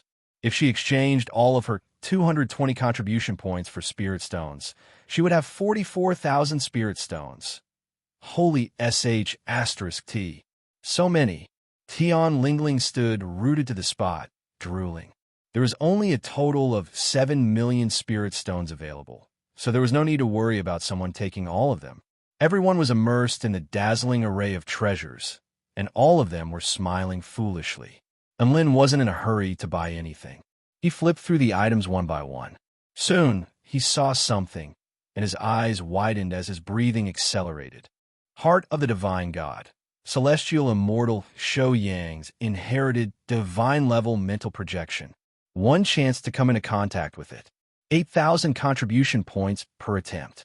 If it accepts you as its master, you will receive an additional Divine God's elixir. Chapter 355.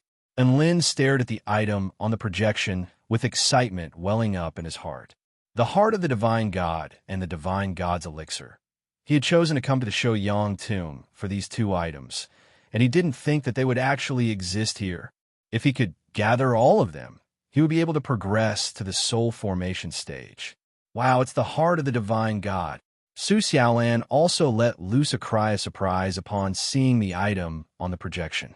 And Lin was a little flustered upon hearing this. Xiaolan, do you want the Heart of the Divine God as well? Su Xiaolan chuckled with her hand over her mouth. That's the Heart of the Divine God we're talking about. Not only is it extremely beneficial to one's cultivation method, cultivation base, and true intent, it can also greatly enhance the power of one's consciousness. Who wouldn't want something like that? Well, Lin was just thinking about how he was going to broach the subject with Su Xiaolan upon hearing this. To his surprise, Su Xiaolan suddenly changed the subject. However, I heard that it's very difficult to make the Heart of the Divine God acknowledge you as its owner, and it'll have to depend on fate. It's 8,000 contribution points. I'd be very distressed if I lost them all. I don't want to take that risk. And Lin's mouth gaped open, but he was finally able to relax a little at the sight of the serious expression on Su Xiaolan's face. Su Xiaolan had also noticed Lin's expression, and a smile appeared on her face. Why? You're interested in the Heart of the Divine God as well? And Lin nodded. That's right, I'm going to give it a try. Sai, it's so nice to have so much money. I can spend it as I please. Unlike me, I'm still struggling to decide what to buy. Su Xiaolan waved a hand before continuing to choose what she liked. And Lin had come here for the Heart of the Divine God, so it was naturally his top priority. He immediately used his 8,000 contribution points to exchange for an opportunity to interact with the Heart of the Divine God. After making the exchange, a jade talisman suddenly fell from the sky and landed in Lin's hand. At the same time, the ground suddenly tremored, and an underground entrance appeared beside the statue of celestial immortal Shou Yang, upon which a restrictive light barrier appeared. This change alarmed everyone. Student Lin, you're going to try and obtain the Heart of the Divine God. Xinyuan Cheng exclaimed, as expected of Big Brotherin. How daring! Yao Mingxi exclaimed as he stared at Lin with a fanatical expression. Su Xiaolan looked at the restriction at the entrance of the passageway with furrowed brows, and a concerned expression appeared on her face as she asked, Is the Heart of the Divine God inside the passageway? This restriction prevents outsiders from entering. Will you be in danger? And Lin also noticed this situation, and there was a more realistic problem. He was now in a state of near paralysis, unable to move freely. Who could help carry him in? He glanced at Xinyuan Cheng. Big Brother Cheng. Before Lin could finish, Xinyuan Cheng nodded and said, I understand. Soon after, Lin saw a part of the big flying carpet suddenly split off and flew Lin toward the entrance of the underground tunnel. Splat! The flying carpet crashed into the restriction and was flattened. Meanwhile, Lin was able to pass through the restriction due to inertia and tumbled onto the ground. Ow! It hurt so much. Not only was he completely exhausted, but all of his muscles, bones, and meridians had also been severely injured. Now that he had tumbled onto the ground, he was in excruciating pain. Student Lin, are you all right? I can't control the flying carpet to enter the restriction with my intent. Xin Yuan Cheng's urgent voice sounded from outside. I'm fine. I can rely on myself from now on. Don't worry. And Lin replied in a loud voice. Even though that was what he said, he knew that this was not going to be an easy task. And Lin was struck by a sense of suffocation and despair as he looked down at the winding staircase and the flashing flames within the passageway. F***CK. Couldn't they just release the heart of the divine God in a simpler way? The problem was, how was he supposed to go down? He couldn't use any spell techniques, and he couldn't even stand. He couldn't go down on his own, so he had to rely on external forces. As he looked down the staircase, he suddenly thought of using gravity. Could it be that he had to roll down? And Lin's lips twitched. If he really did roll down using gravity, he would probably be rolling to his death by the time he reached the bottom, right? Wait. External forces. Holy F***CK. I have Gundams. And Lin came to a sudden realization. He only had to issue a command to control the two Gundams with his intent. So this was a piece of cake for him. Thus, Gundam 1 and Gundam 2 were released from his storage ring. They then carried their master in an extremely gentle manner before making their way toward the end of the passageway. And Lin was propped up by the Gundams on his left and right and supported by his back, making him look like a master as he slowly made his way forward. After a short while, he arrived at the end of the passageway, where there was a spacious stone chamber. At the center of the chamber was a white jade coffin, and there were a few stone pillars with mysterious symbols carved onto them. What excited him the most was that there was a ball of pure white light hovering directly above the coffin. There was a ring of white water flowing around the coffin, the heart of the divine god and the divine god's elixir. And Lin's breathing accelerated as he stared at the scene before him in a daze.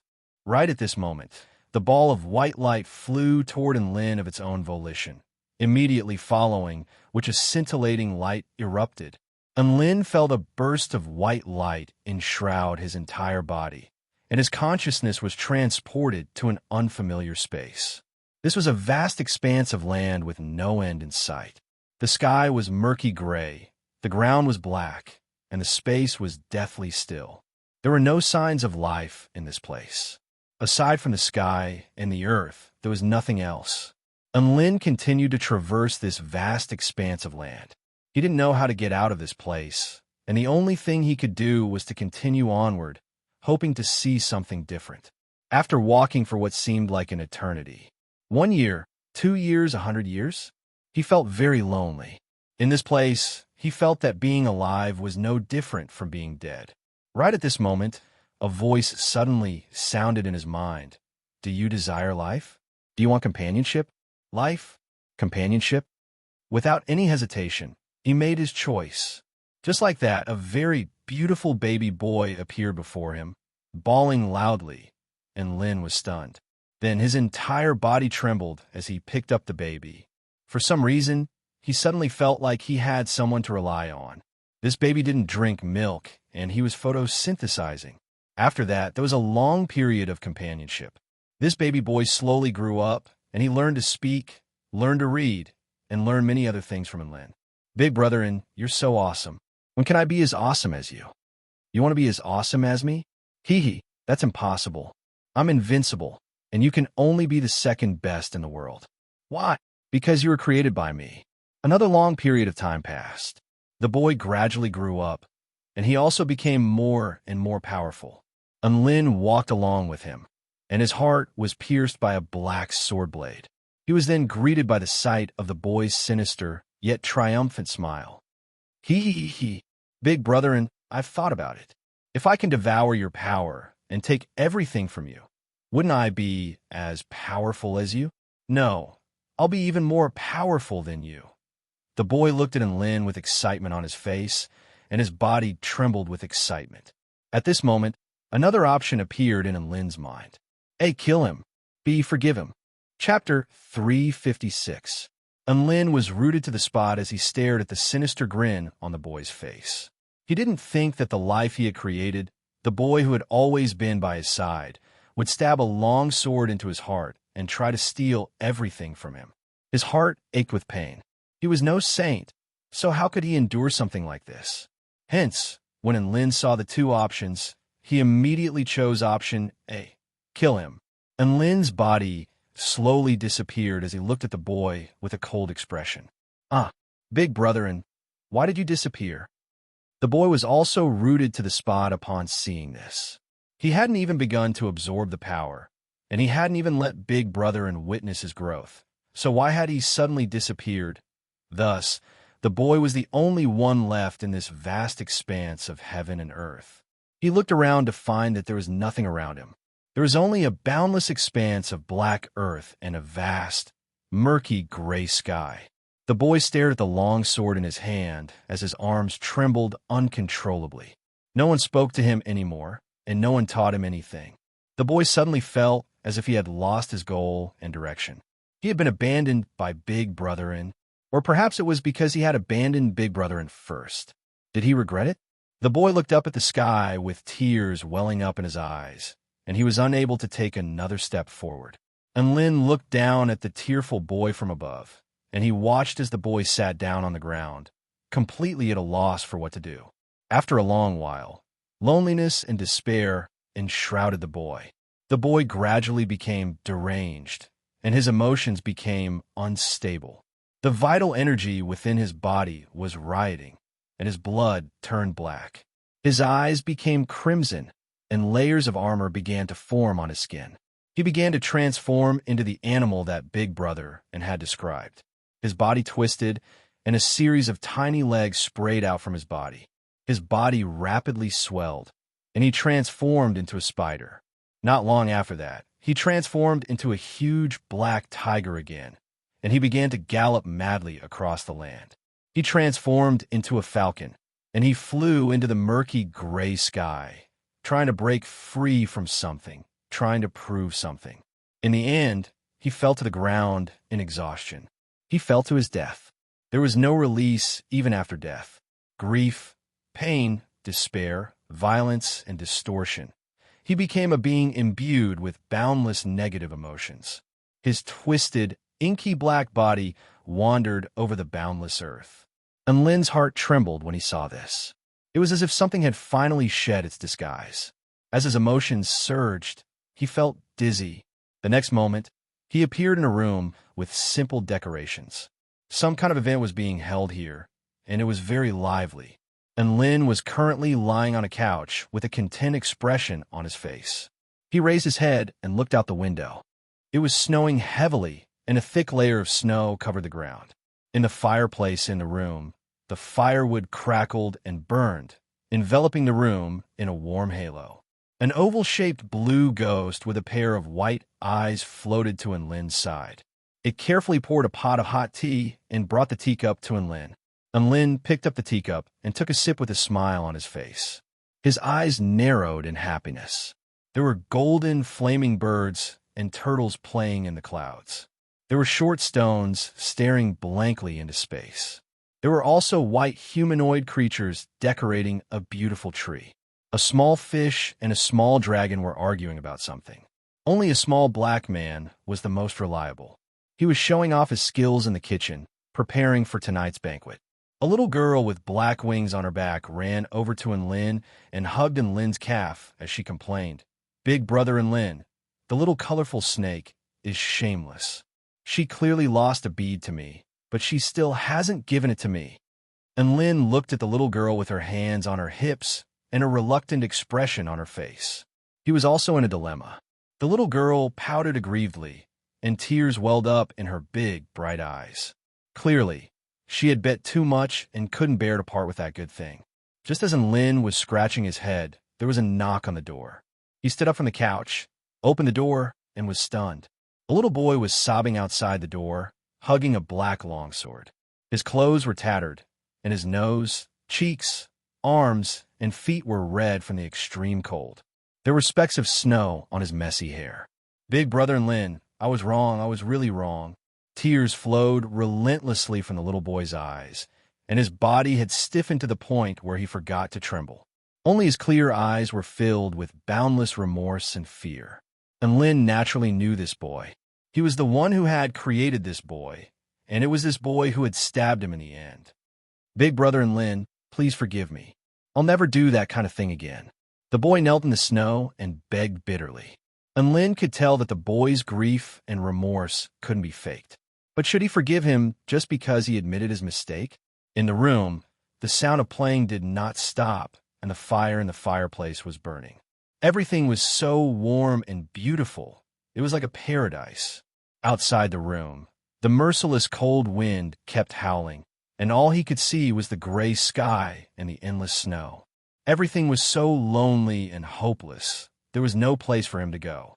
And Lin stood at the door, as if he was at the border of two worlds, and he was faced with a choice. This boy, should he accept him or abandon him?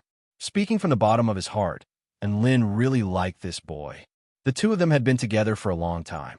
At that time, the boy was so cute, so pure, like a pure land of infinite hope, containing countless possibilities. But because he liked him so much, when he faced the boy's betrayal, his heart hurt so much. The boy's head was already lowered, and he hugged his only black sword. He knelt in the bone-chilling snow, and his body curled up like a hedgehog. And Lin didn't move, and the boy didn't move either.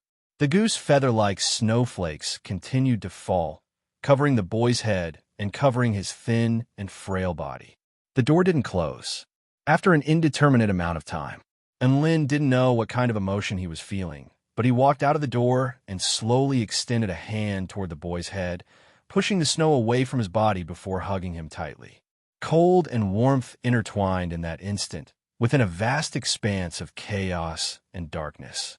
And Lin felt as if he had just woken up from a very long dream, and when he woke up, there were tear stains on his face. He wiped the tears from his face before looking around with a confused expression at the stone walls, stone pillars, coffins. Oh, that's right. I was touching the heart of the divine God. Thank God there was no one around. Otherwise, it would be far too embarrassing if a man like him were to be seen crying. He couldn't understand why he would have such a strange dream after touching the heart of the divine God. What did that dream represent? What did those choices represent? And Lin's heart became extremely heavy at the thought of that boy. He had a guess in his heart, but he really didn't want to think in that direction. Right at this moment, the white ball of light and the white river suddenly began to move. They rushed into his body at the same time and began to fuse together. Chapter 357.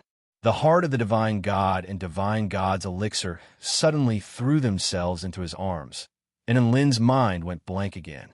His Dantian Chi had actually doubled after being infused with the deity's water.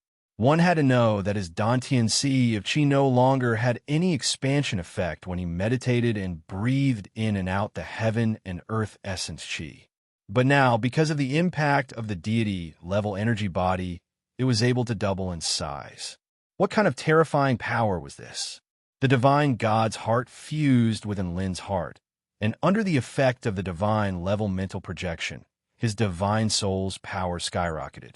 Whether it was the purity of his soul or the size of his soul, both have been enhanced by more than 30%. The most direct effect that the strengthening of the divine soul brought to Lin was that his perception of the surrounding environment had become much more sensitive.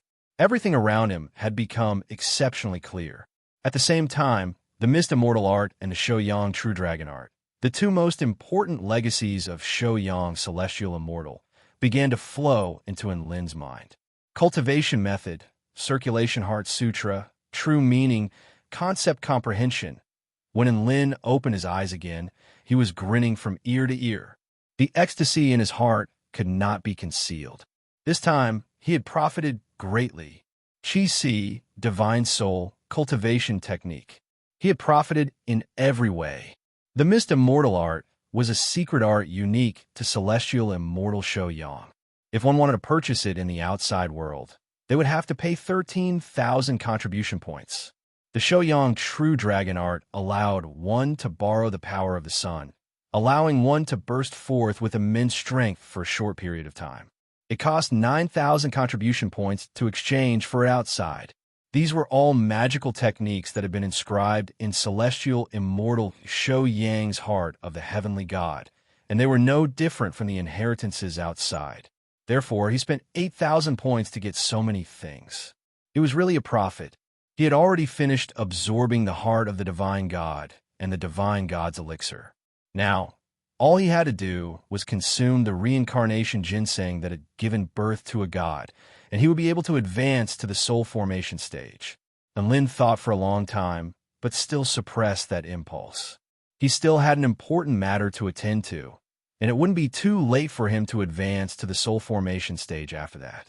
He bowed with great difficulty towards celestial immortal Shou Yang, who was lying in the coffin, and then commanded Gundam 1 and Gundam 2 to carry him out of the underground tomb. And Lin passed through the light screen of the underground tunnel and reappeared outside. Seeing that his team members were still excitedly buying all kinds of things, he let out a sigh of relief. The dream he had before was too strange. It was a very long dream. He was afraid that by the time he came out, decades or even centuries had passed in the outside world. If that was the case, how could he still play? Enlin, did you succeed? As soon as Enlin came out, a group of team members curiously gathered around and asked about the results. Enlin smiled faintly. When I went in, I never thought that I would fail. Wow, cool. So you've already absorbed the heart of the divine god and the divine god's elixir? Lu Qianhuan's eyes lit up with excitement. Naturally, I also obtained the Mist Immortal technique and the Shou Yang True Dragon art, and Lin said smugly. He wouldn't hide such things from his friends. After all, he still had to act tough. Sure enough, Lu Qianhuan almost jumped off her flying carpet upon hearing this. Holy F***CK.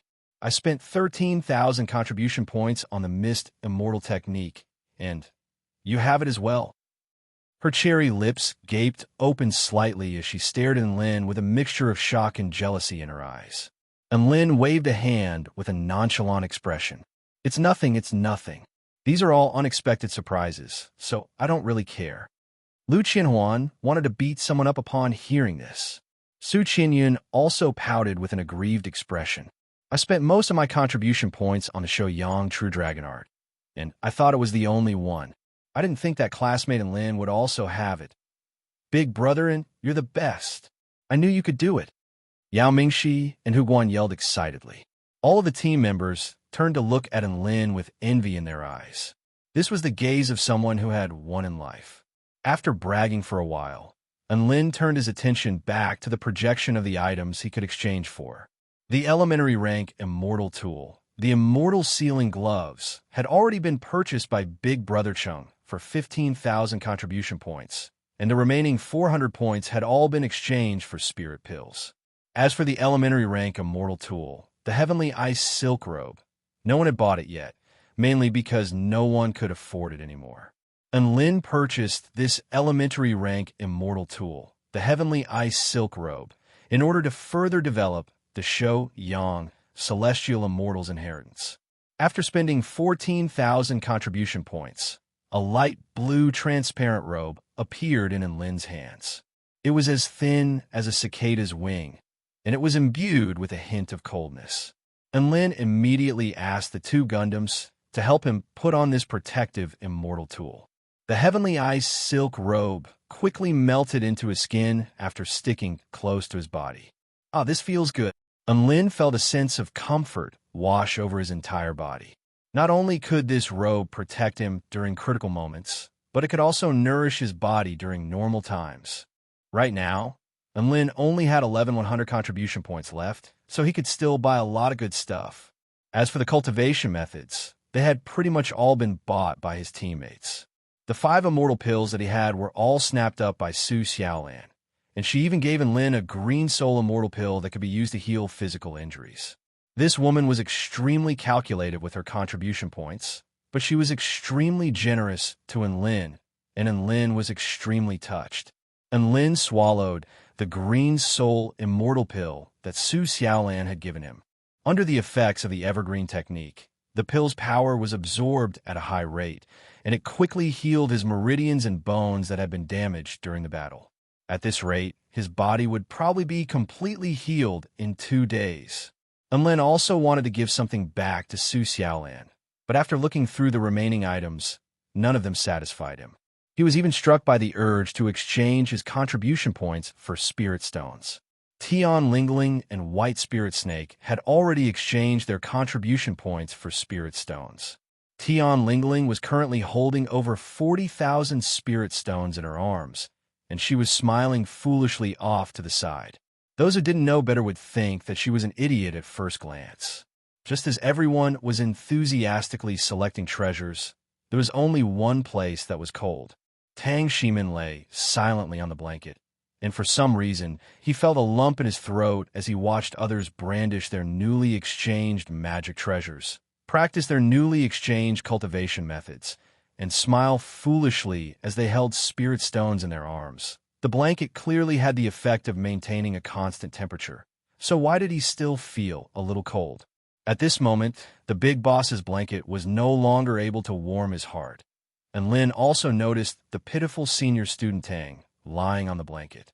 As the team leader, he felt like he had a duty to help this team member who was in a difficult situation. Senior student Tang, I still have over 10,000 contribution points here. Is there anything that you want? I can buy it for you. And Lin asked with a concerned expression as he was carried by the 2 Gundams to Tang Shimin. Tang Shimin shook his head. Thank you for your kind offer, classmate Lin, but I don't need any of these things. Thus, the short conversation between the biggest winner in life and the biggest loser in life came to an end. And Lin spent 5,000 contribution points to exchange for a pinnacle spirit tool, the Chaotic Sky-Crushing Claws. The Chaotic Sky-Crushing Claws had the appearance of a blue, knife-like claw glove. Its name was very flashy, and it was made of very sharp material. It was also very effective against metal-type and wind-type spell techniques. This was the present that Lin had decided to buy for Dubai. After all, he had ridden on Dubai for so long, so he had to pay him a service fee. He exchanged all of his remaining 600 and 100 contribution points for spirit stones in one go. Thus, he gained over 1,200,000 spirit stones. In addition to the inventory in his storage ring, he had close to 6 million spirit stones in total, which was quite a huge sum. And Lin put away the spirit stones and donned his immortal tool armor before lying down on the flying carpet and basking in the sun. The flying carpet was very warm, very comfortable, and everything was so beautiful. Chapter 358. After a while, the time for exchanging treasures ended, and all of the team members had exchanged for treasures that they were satisfied with. Most of the good stuff on the projection screen had been exchanged. When it sensed that everyone had no more contribution points left, it automatically dissipated. Immediately afterward, a spatial passageway appeared on the white altar like a curtain of water. Everyone has obtained a lot of treasures in the tomb. Now it's time to return home. And Lin spoke with a joyful expression. Everyone's faces were brimming with joyful smiles as they passed through the spatial passageway. The space around them fluctuated like a dream. As Lin's consciousness blurred, he seemed to see a swordsman carrying a heavy burden forward in the darkness. The swordsman fought relentlessly like an invincible god of war. However, he would also weep at the sight of the twisted demonic creatures that fell to the ground. He fought his entire life, defended his entire life, and searched his entire life. Finally, he looked up at the rising sun and slowly closed his eyes. When Lin regained consciousness, he had already reappeared in the center of the heavenly lake. A light breeze blew past, and the lake rippled with the afterglow of the setting sun. All of the team members also appeared on the heavenly lake. Their expressions were a little unnatural, and they had clearly seen something. Battle God Zi Yang's eyes suddenly rolled into the back of his head, and he frothed at the mouth before falling into the lake. Senior Ziyang, Lin cried out involuntarily in fright.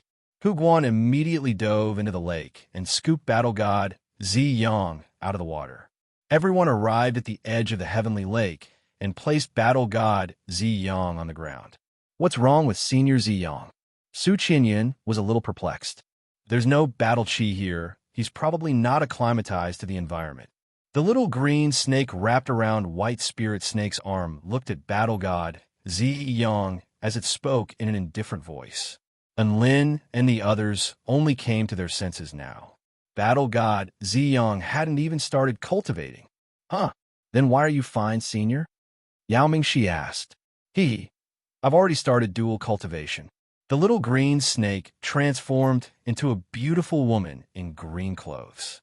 She sat cross-legged on the ground with her fair and translucent feet bare. And Lin's face flushed with excitement upon hearing Bai Qiong's words. Don't disturb me. I need to condense a demon core first. Battle Goddess Bai Qiong closed her eyes and made a hand seal. There's no interference from battle chi here, so I can focus on advancing. In a split second, a huge vortex of vital energy descended from the sky and poured into her body. Everyone was amazed when they saw this. He advanced just like that, truly domineering. Everyone turned to look at battle god Zi Yang to find that he was still convulsing on the ground. They couldn't help but feel sympathy for him. So miserable. Speaking of which, Senior Zi Yang should be considered an ordinary person now, right? Will he drown? Hu Guan was a little worried. Why don't Junior Hu give him CPR? And Lin suggested with a chuckle. Hu Guan pretended not to hear it and turned his gaze elsewhere, admiring the sunset. Senior Zi Yang has the body of a battle emperor. Even if he can't use battle chi, his life force is still there, so this won't be a problem for him. Xian Yuan Cheng wasn't worried in the slightest.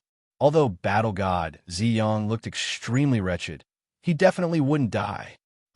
Senior Zi Yang is vomiting blood. Shock flashed past Su Xiaolan's eyes, and she pointed at the convulsing male who was spitting blood. Xian Yuan Cheng, all the team members, I feel like Senior Zi Yang is done for. And Lin grimaced as he looked at battle god Zi Yang. As if in response to Lin's words, battle god Zi Yang's eyes suddenly widened, and his eyes became bloodshot. Then, his convulsing body stiffened. Afterward, his legs gave way, and his body slowly slumped to the ground. Then he peacefully closed his eyes. It was like the calm after the climax of a party, or the deathly stillness after the final radiance of the setting sun. All the team members, Tian Lingling and White Spirit Snake's eyes were already red. It was as if they were watching a friend depart forever. Their grief was so intense that it was completely uncontrollable. What should we do now? And Lin was a little confused. Senior Zi Yang is a life form with a different energy system from us. If we rashly use immortal spells to help him, it will cause his meridians to reject him. Xian Yuan Cheng also had a look of distress and exasperation. Lu Qianwan's long eyelashes blinked, and her purple eyes suddenly lit up. We can use physical therapy, for example, cardiopulmonary resuscitation or electrocuting the heart. And Lin thought about this seriously. This we can try, but we're afraid that we won't be able to control our strength well. Tian Lingling, you're weak, so you'll be responsible for electrocuting Senior Zi Yang. Huh? I'll do it. Tian Lingling was shocked.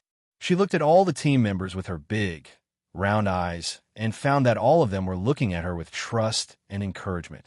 All right, I'll give it a try. She took a deep breath and silently recited a spell. Lightning gathered in her palm, and she directed it toward the sky. Immortal eagle spread lightning. Heed my command. Vanquish the demon and defend the Tao. She stamped her foot lightly on the ground, and white lightning fell from the sky. Battle god Zi Yang was still in a daze, but he finally managed to catch his breath and regain consciousness. He breathed in the earth's air with great difficulty and tried to open his eyes. However, he discovered that lightning had suddenly fallen from the sky. The target seems to be me? Boom! The white lightning struck him, and his entire body spasmed. He felt numb and pain all over. His vision went black, and he fainted again. I think I just saw Battle God Zi Yang open his eyes. Tian Lingling exclaimed excitedly. Is that so? And Lin walked over and felt battle god Ziyang's heart. He discovered that there was actually a faint heartbeat. His heart is beating. Tian Lingling, your lightning is indeed effective. Well done. And Lin heaved a sigh of relief and praised her with a smile.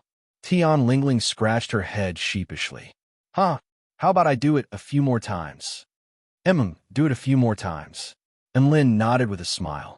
Boom, boom, boom. Battle Goddess Bai Qiong opened her eyes and took a deep breath. There was a satisfied smile on her face. She had successfully broken through. She had successfully materialized a spirit core and advanced to the spirit nurturing stage. She felt a wave of happiness wash over her as she sensed the abundant vital energy between heaven and earth. After a few more days of preparation, I'll break through to the spirit nurturing intermediate stage. Bai Qiong instinctively looked for White Spirit Snake. However, she discovered that White Spirit Snake and her team members were huddled together and discussing something intensely. I think we should strike him again. Don't strike him anymore. Mr. Ziyang has only fainted temporarily. There's no point in striking him again. But his heartbeat is still very weak. If we don't do anything, will his heartbeat suddenly stop? Then we'll strike him again after his heartbeat stops. Wait, in this situation, let me strike him first. Battle Goddess Bai Qiong passed through the crowd and drew a sharp intake of breath when she saw Battle God Ziyang lying on the ground. Battle God Ziyang's appearance was so tragic. He lay on the ground, dripping wet. There was dried blood at the corners of his mouth and on the ground. His hair was curled and charred, and the clothes around his heart were in tatters. It was clear that he had been struck many times by some unknown attack. Ah, little Qing, you've finally broken through. Hurry up and help us check on Battle God Ziyang. White Spirit Snake hugged Bai Qiong's arm excitedly. Thank you, Senior Bai Qiong. We've already done our best. And Lin sighed in exasperation. Battle Goddess Bai Qiong grimaced as she looked at Lin. Done your best? What did you guys do? Cardiopulmonary resuscitation. And Lin replied with a serious expression. Bai Qiong, are you sure this is cardiopulmonary resuscitation? This is F*King cardiac arrest. Chapter 359. Within a certain dark space, the bald man spoke with a respectful expression. Master Black, they've already returned to Earth safely. What should we do with the rest of celestial immortal Shou Yang's treasures? Black Spirit Snake waved her hand nonchalantly. There's nothing good left anyway. Confiscate the spirit stones and send everything else to Earth to promote the development of the cultivation world there. All right, I'll do that right away. The bald man nodded and was about to leave. Oh, right, don't forget to buy some salted duck eggs and century eggs for me. Go to Old Man Chin's shop to buy them, Black Spirit Snake instructed. The bald man faltered upon hearing this. But Old Man Chin is already dead. What did you say? Black Spirit Snake was a little flustered, but she quickly regained her composure. Wait, you haven't been to Earth recently. How would you know he's dead? The bald man's lips twitched. But recently is 50 years. Old Man Shun was over 60 years old at the time, and he didn't cultivate, so he's definitely dead. Black Spirit Snake was a little dazed upon hearing this. So it had already been that long? She looked around at this dark space and sighed with emotion. Before she knew it, she had already been holed up here for 50 years. I can't take it anymore. I'm going to rot. Look after the Zhanxi continent for me. I'm going out for a walk. Black Spirit Snake waved a hand before opening a black hole and disappearing into it without looking back. Sigh. Master Black, I still have to send Shou Yang's remaining treasures. The bald man yelled toward the hole. However, there was no response from the hole. Instead, it slowly closed. The bald man could only smile bitterly upon seeing this. Black Spirit Snake's habit of leaving whenever she wanted to would probably never change. The more mature a woman was, the more insane they would be when they wanted to go. Last time, she had destroyed the Bodhi mountain of the Buddhist kingdom during her battle with the battling Buddha. Who knew what she would do this time? At the border of the heavenly lake on Changbai Mountain, a rare look of sympathy appeared on Bai Qiong's beautiful face. Ziyang, it's all my fault. I want to let you adapt to the outside world first before teaching you the method to transform into an energy life form. She pointed at a few of Zhi Yang's meridians and acupoints. Pure energy flowed through her fingertips and poured into Zhi Yang's body. After a long while, battle god Ziyang finally opened his eyes in grief and indignation. He said softly, "I had a nightmare. I dreamed that the heavens couldn't tolerate me, and I was struck by lightning. That's just a dream." And Lin comforted softly, "Senior Ziyang, you should hurry up and learn how to transform your energy form from Senior Bai Qiong. Senior Bai Qiong is already at the spirit nurturing stage now." Lu Qianhuan changed the subject. Battle god Ziyang felt that this was reasonable. His top priority now was to increase his cultivation base as quickly as possible so that he could adapt to this new world and become the Emperor Yuan of this world. Just like that, the focus of the conversation shifted to how to change classes. And Lin heaved a sigh of relief and lay down on the flying carpet feebly. He then slowly closed his eyes in the warm temperature. Perhaps he was too tired, so he fell asleep again. When he woke up again, he saw a white ceiling. "Little Lin, you're awake?" A familiar voice sounded beside his ear. And Lin's expression shifted slightly upon seeing the middle-aged man beside him. "Dad, why are you staying here?" He was currently sleeping on a bed. There was a healing spell formation set up in the room, which was glowing with a faint green light. It was clear that his team members had left him here to rest. And Ming Chuan smiled upon hearing this. "What? As a father, can't I stay here to check on my son?" And Lin was a little embarrassed. "That's not what I meant. I'm saying that it's already late at night. You should rest early too." "Oh, it's 8:30 in the morning now." And Ming Chuan replied after looking at his watch. "And Lin, Xiaolan has already told me about your experiences in the alternate dimension. This world is so vast. There are all kinds of places." And Ming Chuan's expression was one of yearning. And Lin chuckled. "Dad, when you reach the spirit nurturing stage, I'll take you to the Tai Chu continent to broaden your horizons. That continent is much larger than the Zhanqi continent. It's literally boundless. It seems like it's quite difficult for people like us to go to the celestial court." And Ming Chuan furrowed his brows. "If we go according to procedure, joining the celestial court is one of the prerequisites. But that's all right. We can get in through the back door." And Lin spoke confidently. And Ming Chuan looked at Lin with a peculiar expression. Not only was his son not ashamed in the slightest when talking about getting in through the back door, but there was even a hint of smugness and pride on his face. What was going on? Could it be that everyone in the celestial court was proud of getting in through the back door? All right, we'll talk about going to the Tai Chu continent later. It's still early." And Ming Chuan looked deeply into Lin's eyes. "Little Lin, you really don't have to fight so hard for opportunities in the future. Take this time, for example. You were bedridden for a few days. Even if no one was willing to tell me the details, I know how dangerous the situation was. If anything happens to you, what's the point of me cultivating by myself?" Dad, Lin's heart trembled, and he didn't know how to respond. It was rare for Lin to return to Earth, but who would have thought that he would turn into a block of ice in front of his father, and now he was bedridden with severe injuries? It was no wonder that Ming Chuan would be overthinking things. The silence was suddenly broken by the sound of a door being opened. "Big brotherin, you're finally awake, woof." Dabai pounced toward Lin excitedly. "Ah, how have you been, Dabai?" And Lin couldn't help but chuckle at the sight of Lin's face. "Same old, looking at beautiful women, reading books, watching movies, woof." Dabai stuck out his tongue, and Lin rolled his eyes. "Those three things are actually the same thing, right? Big brother and knows me the best, woof." Dabai looked at Lin with a gratified expression. "Let's not talk about that for now. I brought you something good." And Lin rubbed his storage ring before bringing out a glove with claws that resembled blue blades. He handed it to Dabai and said, "This is called the Chaotic Sky-Crushing Claws, and it's a pinnacle spirit tool. If you nurture it well, there's a very good chance that it can evolve into an immortal tool.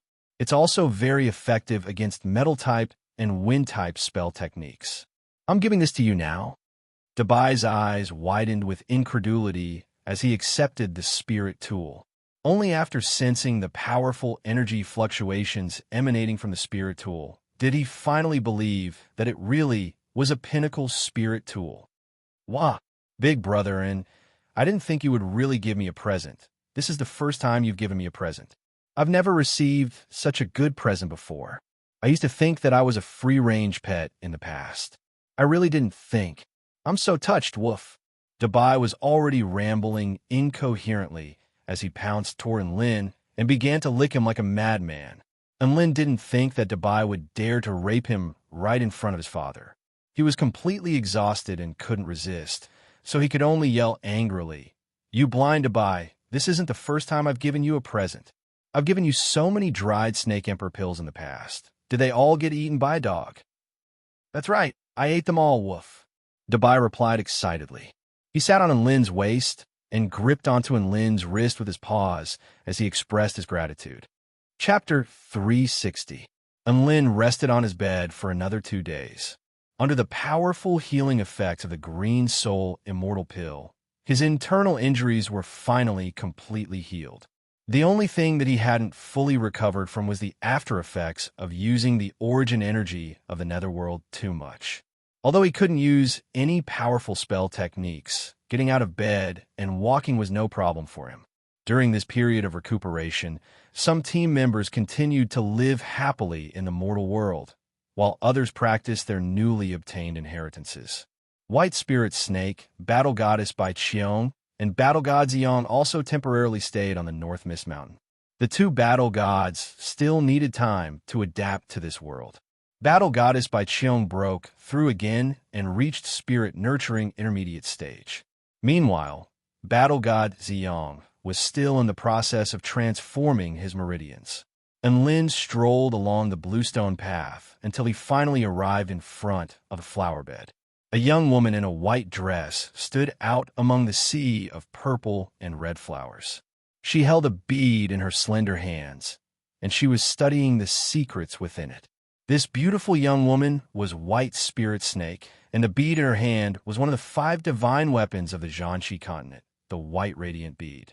It was also Battle Goddess by Cheong's original weapon. Of course, it belonged to White Spirit Snake now. "Ah, Senior Poison Lord, why are you here?"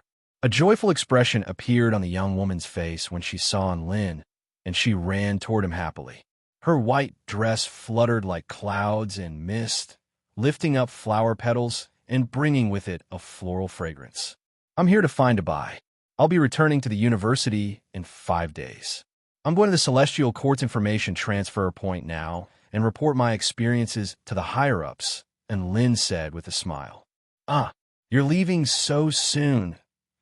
A disappointed expression appeared on White Spirit Snake's face when she heard that Enlin was returning to the university.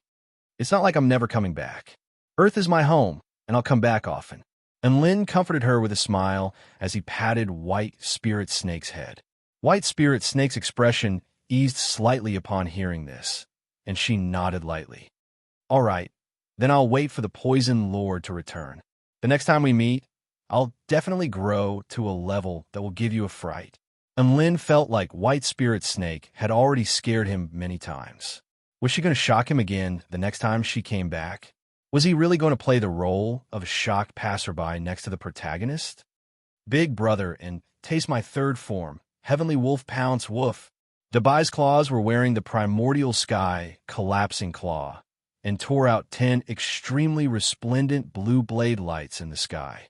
The power was extremely powerful and terrifying, and it gave people a very domineering feeling. Enlin looked at Dabai in the sky with a look of approval. He didn't buy this claw for nothing. Just like that, Enlin rode Dabai, whom he had not seen for a long time, and flew excitedly towards the Celestial Court's information transmission point. At this moment, within a bustling city, there was a woman with flawless features and figure walking slowly along a pedestrian street. Her long, black hair danced in the wind, and she wore a white chiffon top and a pair of dark denim pants. Her long, slender legs were accentuated by her jeans, and she was extremely pleasing to the eye, attracting the attention of countless passers-by. Her deep, dark eyes were imbued with a peculiar charm. and those who looked into them couldn't help but be entranced by them. Who would have thought that Earth would have changed so much in just 50 years?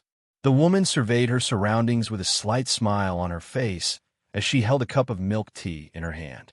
She was none other than Black Spirit Snake, who had come out to play again after 50 years of seclusion. Earth's current level of development should be around the intermediate stage of a second-tier technological civilization. I wonder if the evolution parameters are normal. If not, I'll have to go back and make some adjustments, Black Spirit Snake murmured to herself. In her knowledge, the technological civilizations of this world could be divided into 5 major stages.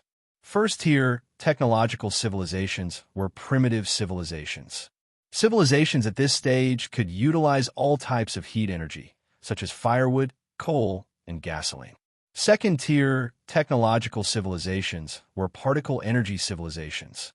Civilizations at this stage could utilize particle energy with proficiency, such as electromagnetic energy, nuclear energy, hydrogen energy, as well as all types of microscopic particle energy and energy waves. Third-tier technological civilizations were ultra-intelligent civilizations. Civilizations at this stage were highly advanced in biological research, and artificial intelligence could almost completely replace the labor force. Furthermore, they could create pseudo-intelligent life forms and manipulate the microscopic to the macroscopic. Fourth-tier technological civilizations were dimensional laws civilizations. Civilizations at this stage could utilize all types of spatial techniques, and when they developed to the extreme, they could even manipulate dimensions and create laws of nature. Fifth-tier technological civilizations were divine Tao civilizations. These civilizations only existed in legends. Once a civilization reached this level, they would ascend en masse. At that time, space, time, the 3,000 great Taos, and even the heavenly Tao would all be under their control. In other words, they were gods. Black Spirit Snake was quite knowledgeable, but the highest level of technological civilization she knew was only a fourth-tier technological civilization. In the end, that civilization had ruined itself. She raised her head just in time to catch sight of a sci-fi movie trailer playing on a huge screen in the building. The trailer depicted a few gigantic robots engaged in melee combat. She almost spat out the milk tea in her mouth upon seeing this. What the hell is this? Do the humans of Earth like this? Such violence, and Shinibu had something to do with destroying the world? She stroked her chin as she fell into deep thought. Earth was at the intermediate stage of a level 2 technological civilization, so it already possessed the ability to self-destruct. If the humans of Earth decided to blow themselves up, wouldn't Her Majesty be heartbroken? Black Spirit Snake was the right-hand woman of Her Majesty, so she was the god of this world when Her Majesty wasn't around. As such, she naturally shouldered the heavy responsibility of maintaining peace and development on Earth. So the question was, what could she do to stop the suicidal thoughts of the humans of Earth? Return the humans of Earth to Her Majesty's rule? No, that would go against the original intentions of Her Majesty when she created Earth. Forcefully implant the core values of socialism into the minds of all humans? No, that was a large-scale intervention that would result in all types of backlash and repercussions. Establish a war warning system? That was doable, but it wouldn't be very safe, and it would also be quite troublesome to find people to work with. Black Spirit Snake sipped on her milk tea with relish as she contemplated this problem. Her brows furrowed slightly, giving her the appearance of a woman who was immersed in her own melancholy. Some of the passers-by who were attracted by Black Spirit Snake's beauty thought that she was worrying about her work or her relationship. Little did they know that she was worrying about how to maintain world peace. On the other side, Unlin had just finished reporting to the Celestial Court, and he rose into the air atop Dubai's back. Big brother, and where do we go next? What? How about we go to the shopping district and buy some souvenirs to take back to the Celestial Court? Chapter 361. On a certain pedestrian street in a bustling metropolis, Unlin walked down the street with a miniature white dog following behind him. I'll buy some radish snacks for the silly rabbit from the Moon Palace. I'll also buy one of the portable video players that Dubai strongly requested for. No, I'll buy two. Just in case Xiao Cho also wants one, I'll download a few hundred monkey videos. What does Xiao Hong want? Should I buy a stereo and download 300 nursery rhymes? Oh, I also need to buy a bunch of books for Zhong Yong Yin, the cultured man. And Lin no longer accepted shopping assignments, but he would still buy some specialties for his close friends. Soon, he carried a large number of bags and prepared to put them into his storage ring in a secluded place. There were many pedestrians on the street. A handsome man like him would be the main character wherever he went, so he couldn't be too ostentatious when using his spatial magic tool. Soon, he discovered a woman in a white chiffon dress walking toward him. There was no way he wouldn't notice her, because she was simply too beautiful. Her main character, Halo, was even more dazzling than his.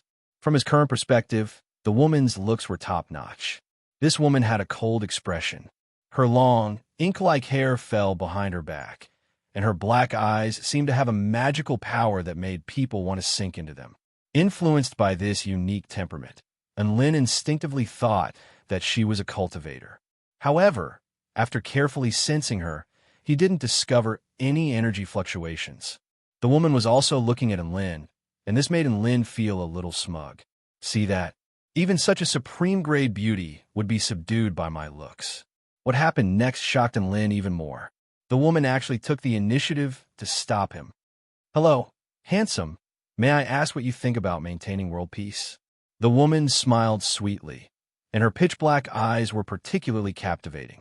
And Lin was stunned upon hearing this. It was understandable that he attracted attention because he was handsome, and he could also accept it if a beautiful woman took the initiative to strike up a conversation with him. But what the F***CK was with this opening? Could it be that the Earthlings' pickup methods had become so trendy? The first thing she asked was what he thought about maintaining world peace. This woman was none other than Black Spirit Snake, who shouldered the heavy responsibility of maintaining world peace. And Lin didn't know her, but she knew Lin. She knew that Lin had lived on Earth for close to 20 years and was very familiar with Earth. Furthermore, he had also experienced the flourishing cultivation culture on the Taichu continent. It could be said that Lin was a talent who had fused the ideas of the two worlds. Perhaps he could get some inspiration from his words. With this in mind, Black Spirit Snake and Lin began their first conversation. Lin was indeed someone who was used to seeing big storms and big waves. Even if it was such a strange way to strike up a conversation, he could still quickly calm down and think about it seriously. Yes, the concept of maintaining world peace is a very broad proposition. How about we find a place to have an in-depth conversation? Lin suggested with a smile. Black Spirit Snake paused momentarily before nodding with a smile. XIN Cafe. Classical and elegant decor, soothing and pleasant music. Black Spirit Snake raised her cup and took a small sip as she looked at the man across from her with a hint of interest in her inky black eyes. Lin was also quite curious about the woman before him. Even though he was very confident in his own charisma, he knew that this woman definitely didn't agree to chat with him just because he was handsome. He felt like this woman was only willing to come to this cafe with him because of his charisma. I feel like everyone has a responsibility to maintain world peace. What we need to do is to focus on one core and two fundamental points, and Lin spoke with a solemn expression. Black Spirit Snake's eyes lit up. Focus on one core and two fundamental points? And Lin nodded. That's right. We need to focus on ideology and insist that the people be the leaders of the world and the hidden organizations guide them from the shadows. We need to focus on ideology. A universal ideology can lead the people onto the right path. Insisting that the people be the leaders of the world can prevent the extreme actions of dictatorships. This is also the inevitable trend of social development. But can you elaborate on the hidden organizations guide them from the shadows? Black Spirit Snake really did get into a serious conversation. And Lin was completely dumbstruck by Black Spirit Snake's enthusiasm as 10,000 mythological beasts stampeded over his heart. He was only joking around. Why was this woman so serious? Holy F***CK. Was he really going to explore how to maintain world peace with this beautiful woman in a cafe. She wasn't embarrassed, but his embarrassment cancer was about to kick in. However, it could be seen from this that there was definitely something off about this woman, and Lin thought for a moment before speaking again. There are times when the balance between the major powers goes out of control, and when that time comes, we need an organization with a high status to mediate. That organization must be extremely powerful and have a deep understanding of the world. Furthermore, it must be untainted by worldly affairs. Only then will it be able to mediate in a fair and just manner. Black Spirit Snake blinked before nodding. Is there a need for a third party? Powerful beings are revered, and there are weak and powerful beings in this world. The weak want to become powerful, and the powerful want to become even more powerful. All of this involves competition for benefits, so conflict is unavoidable. However, we can also try to make the strong more loving, and make those who maintain the orbit of history more reliable. That's right, I have a WeChat group with a bunch of like-minded seniors. I think you can go talk to them. And Lin's lips twitched. He felt like he had to end this awkward conversation. Why would such a beautiful encounter continue on such a strange topic? Was it because he was chatting in the wrong way? Or was this woman just a weirdo? And Lin fell into deep thought upon hearing this. Black Spirit Snake's eyes lit up again upon hearing Lin's suggestion, and she pulled out a white phone from her bag. She had only gotten her hands on a phone 2 days ago, and after playing with it for a while, she had already familiarized herself with its basic functions, so she naturally knew about WeChat. And Lin scanned Black Spirit Snake's QR code, upon which he saw her ID, Black Spirit Snake, and his chest constricted again. Pardon me for asking, but do you know White Spirit Snake? Black Spirit Snake was confused. Huh? Who's White Spirit Snake? She then burst into laughter. Don't tell me you think there are other people like White Spirit Snake and Red Spirit Snake, just because my ID is Black Spirit Snake? And Lin looked at her with a suspicious expression.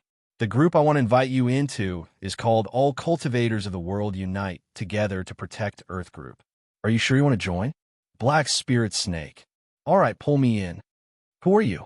And Lin pressed his thumb onto his storage ring as his expression darkened. And Lin had finally lost his patience. Black Spirit Snake's reaction was far too strange after hearing such a crazy group name. This was not the reaction that a normal woman should have. Even Lin didn't believe that she wasn't suspicious. The woman took a sip of coffee and looked at Lin with a dainty expression. What? I really want to talk about world peace. Why are you so angry? If you don't tell me the truth, you're going to have to pay for this coffee. And Lin chuckled coldly. Huh, you're making things difficult for me, Black Spirit Snake. The woman raised her eyebrows with displeasure. And Lin was just about to say something when a gust of wind blew past. His mind went completely blank, and he stood rooted to the spot. When he came to his senses, he looked around at his surroundings with a blank expression. This was a quaint and comfortable environment, soothing music, and a confused Dubai. The 2 cups of coffee were still exuding a fragrant aroma. Who am I? Where am I? Why did I order 2 cups of coffee? And Lin's mouth gaped open, but he couldn't recall what had happened. He felt like he had lost his memory. Chapter 362. And Lin turned to Dubai with a curious expression. Dubai, why are we here? Dubai scratched his head and looked around with a hesitant expression. Did we fall for an illusion technique? An amnesia technique? I'm not missing any kidneys or money, so why would they use such a technique on me? And Lin looked at the coffee cup on the table across from him and picked it up to find that half of it had already been drunk. He sniffed it curiously, but didn't find anything special about it. Thus, he took another sip. It tasted pretty good. So someone had a cup of coffee with me, then ran away after casting an amnesia spell on me? And Lin felt like this conjecture was extremely absurd. Which mighty figure would be so bored as to do that? Knowing that one's memory had been erased was a very depressing thing. Humans were always curious. After learning that one's memory had been erased, one would want to know what it was. This was a type of obsessive-compulsive disorder. It was as if one's life would be incomplete if they didn't know what had happened. This was even more painful than what the pangolin had said. And Lin pulled out his phone and wanted to send a message to express his F***ed up feelings. Then he saw an unfamiliar friend with a nickname, a black spirit snake. Boom! It was as if something had been opened. Everything that had happened earlier began to replay in his mind. Lin took a deep breath and opened up his chat with Black Spirit Snake. Black Spirit Snake, who are you? Don't you know it's very immoral to erase someone else's memory? Black Spirit Snake sent a grinning emoji. If I really wanted to erase your memory, do you think you would still be able to remember these things? Fake Taoist Priest Littlin, fake Taoist Priest Littlin, then who are you, and why did you come to see me today? And Lin felt like this woman was definitely a mighty figure who had contacted him with an ulterior motive. Was she after his wealth? Or was she after his beauty? Black Spirit Snake sent a smiling emoji. Hee, I'm going to take a shower. Talk to you next time. And Lin almost threw up a mouthful of blood upon seeing this message. F*CK. The three killer weapons of chatting, smile, her, and shower escape were all used. Wait, kill him to be tactful. Didn't he know that this kind of conversation was very hurtful? He angrily dialed a number. Wow, Senior Poison Master actually called me. I'm so happy. Ahem, White Spirit Snake. I have something to ask you. You have to answer me honestly. Yes, please ask away. Do you know who Black Spirit Snake is? Huh? What was Black Spirit Snake? Don't tell me you think I'm White Spirit Snake, and that's why you think there's a Black Spirit Snake or a Blue Spirit Snake. And Lin's mouth twitched as he listened to these familiar words. He didn't know what to say. After chatting with Black Spirit Snake for a while, he finally hung up the phone with nothing to show for it. He then took a look at his chat window with Black Spirit Snake and heaved a forlorn sigh upon discovering that there was no response from her. Let's go Dubai. Let's continue shopping. Time flew by quickly, and before they knew it, 2 more days had passed. Lu Qianhuan became addicted to a game called PlayerUnknown's Battleground. Su Xiaolan and Su Qianyun bought many different styles of clothing. Big Brother Cheng spent a lot of money to buy a secret weapon in Russia. Tian Lingling was about to break through to Spirit Nurturing stage. Battle Goddess by Qion was about to break through to Spirit Nurturing final stage. And Battle Emperor Ziyang was about to progress to the first stage Dao Body stage. Their time on Earth drew to a close, and on the last night, Lin invited Chen Jingtian and the other cultivators who had fought alongside him at the Heavenly Lake to hold a barbecue and beer party that lasted until midnight. Early in the morning, Lin bade farewell to his father and all of his friends on Earth before returning to the Celestial Court. During this trip to the Shouyang tomb, Lin had reaped many rewards. Cultivation methods, spirit stones, treasures, inheritances, near-death experiences. It could be said that he had truly returned with a bountiful harvest. Even so, he still felt a little empty in his heart when he left. He felt like the next time he returned to Earth, he could bring his friends and family with him to the Tai Chu continent to flex and have fun. That would be great. Tang Shimin looked down at the vast expanse of land, and not only was his heart empty, his hands were also empty. He thought back to his experiences and learned from them. He had already sworn to himself that the next time he descended into the mortal world, he would return with a bountiful harvest. The teleportation spell formation began to activate at high speed. A brilliant light flashed, and the space around them began to transform. And Lin appeared in the celestial court again, and he breathed in the rich, vital energy, upon which his entire body felt a little more comfortable. They had descended into the mortal world for over a month, and now that they were back at the university, all of the team members wore expressions of joy and emotion, and even Xin Yuan Cheng wore a forlorn expression. During this period of time, not only had they descended into the mortal world, but they had also traveled to foreign continents and strange tombs. Many bizarre events had taken place there, and they had experienced many thrilling battles as well as many interesting opportunities. Now that they had returned to the familiar environment and basked in the tranquil and peaceful atmosphere, they felt as if they had been in another lifetime. The university is truly a paradise for cultivation. Su Xiaolan suddenly sighed with emotion. It's a pity that I'm graduating next year. Lu Qianhuan pouted, and Lin chuckled. It's very simple if you want to stay at the university. You can choose to fail a subject and repeat a year. Lu Qianhuan rolled her eyes and couldn't be bothered to respond to Lin. Everyone began to return to their residences, but Enlin rode on Dubai and flew off in another direction. In the principal's office, Vice Principal Yuhua was looking at himself in the mirror, and a satisfied smile appeared on his face as he stroked his thick and bushy eyebrows. Knock, knock, knock. Principal, I'm Enlin. Enlin? Yuhua raised an eyebrow. Please come in. Enlin was a little uneasy as he entered the principal's office. He bowed respectfully. Greetings, Principal. Long time no see, student Enlin. I've heard about what happened at Celestial Immortal Shou Yang's tomb. You did very well. Yuhua praised him with a smile. You're too kind, Principal. I'm just doing my job. Enlin displayed a rare display of modesty. What business do you have here, student Enlin? Celestial Immortal Yuhua asked curiously. The university has a rule. If you want to apply for a leave of more than 10 days, you must ask for permission from the principal. Enlin replied slowly. Yuhua was even more curious now. Student Enlin, do you want to apply for a leave of absence? Why do you need such a long leave? What difficulties have you encountered? Why don't you tell me? I want to make a trip to the Myriad Mountain Realm. There are some things I need to do, Enlin replied. Vice Principal Yuhua's heart jolted upon hearing this. A thought suddenly occurred to him. This is a good thing. Haha, I'll approve your leave. Take care of yourself, student Enlin. Yuhua didn't ask any more questions and immediately approved Enlin's leave. Enlin was a little taken aback by how quickly the principal approved Enlin's leave. The next day, Enlin flew toward the Myriad Mountain Realm with Xiao Chou, Xiao Hong, and Dubai in tow. They set off on their journey again. Chapter 363. Within the Myriad Mountain Realm, the Wind Mountain Plains. Enlin was flying through the sky on Dog Steed, and he was greeted by the sight of a series of tall mountains that pierced straight into the clouds. Big brother, and are there really sexy and beautiful women in there, Woof?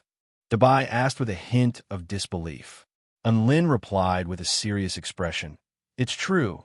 That's the princess who's been imprisoned in the dark castle, waiting for a true warrior to rescue her. Dog-riding warrior, Woof. Dubai was very fond of this type of scene and barked excitedly. In contrast to Dubai's excitement, Xiao Chou and Xiao Hong were a little dispirited. Xiao Chou was here mainly because he couldn't enter the castle, so he was here purely to relieve his boredom.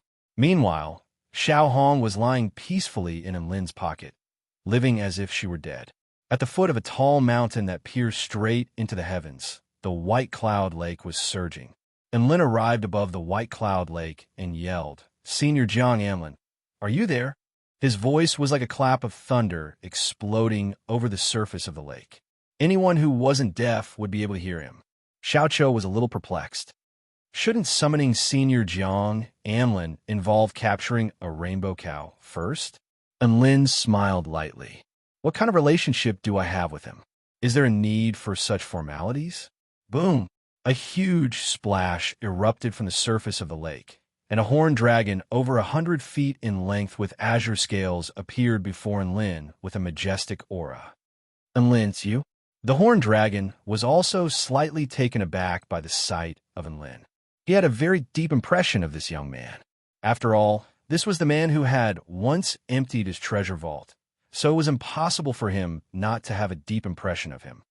Ha, Senior Jiang Amlin, how have you been? Enlin greeted him with a joyful expression. Long time no see. Enlin, what business do you have here? Jiang Amlin didn't think that Enlin had come here because he missed him.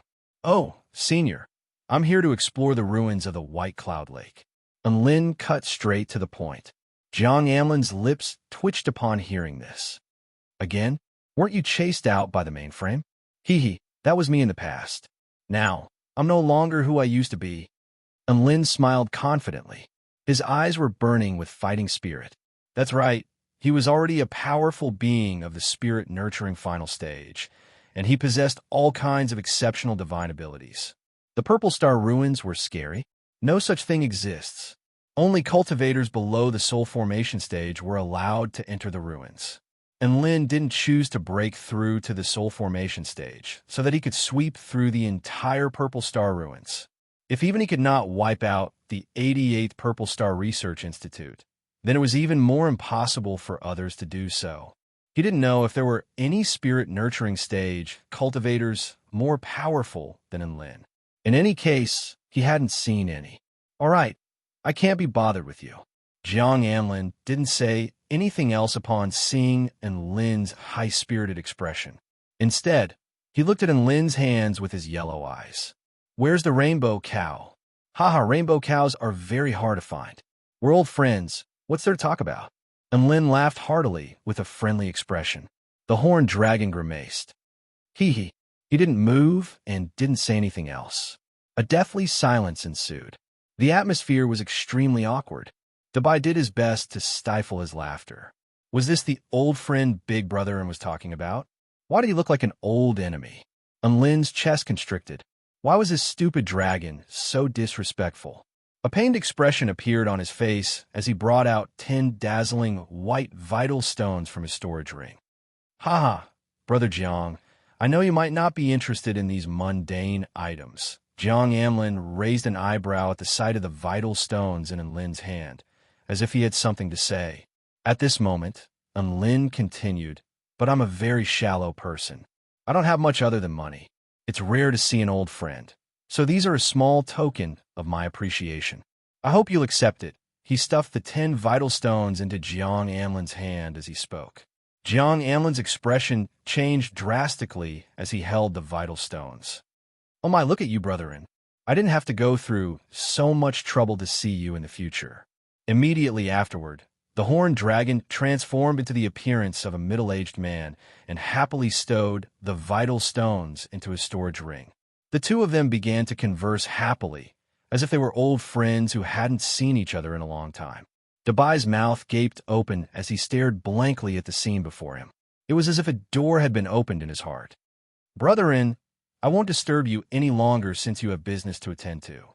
Remember to be careful, and I wish you all the best in the ruins. Jiang Amlin parted the surface of the lake and opened the metal gate before bidding farewell to Enlin. All right, we'll meet again in a while. Enlin waved goodbye to Jiang Amlin before turning to Xiao Chou. Xiao Chou, you stay outside and be on guard. Xiao Chou had reached the soul formation stage and was unable to pass through the restriction to enter the Purple Star ruins. Saying this, Enlin rode Dabai through the blue barrier of light and entered the ruins. Did Enlin feel bad about exchanging 10 vital stones for an entry pass? Not at all, because he was going to get this money back from Lin Junjun tenfold, 100-fold. At the summit of the Cloud Mountain, a beautiful woman was staring blankly at a piece of white paper on a drawing board. Achoo! The woman sneezed for no apparent reason. What's going on? Is someone missing me? Is it my big sisters or my father? The woman thought about it for a moment before shaking her head with a smile. She continued to stare blankly at the white paper on the drawing board. She had drawn many things, beautiful scenery, vibrant life, as well as a series of unforgettable scenes, as well as a series of images that she had created in her mind. But now, she suddenly didn't want to draw anything. She couldn't draw anything. Tired of drawing? Out of inspiration? She didn't know. Right at this moment, a voice transmission talisman suddenly sounded. Master Tianyu, there are cultivators exploring the ruins of the 88th Purple Star Research Institute again.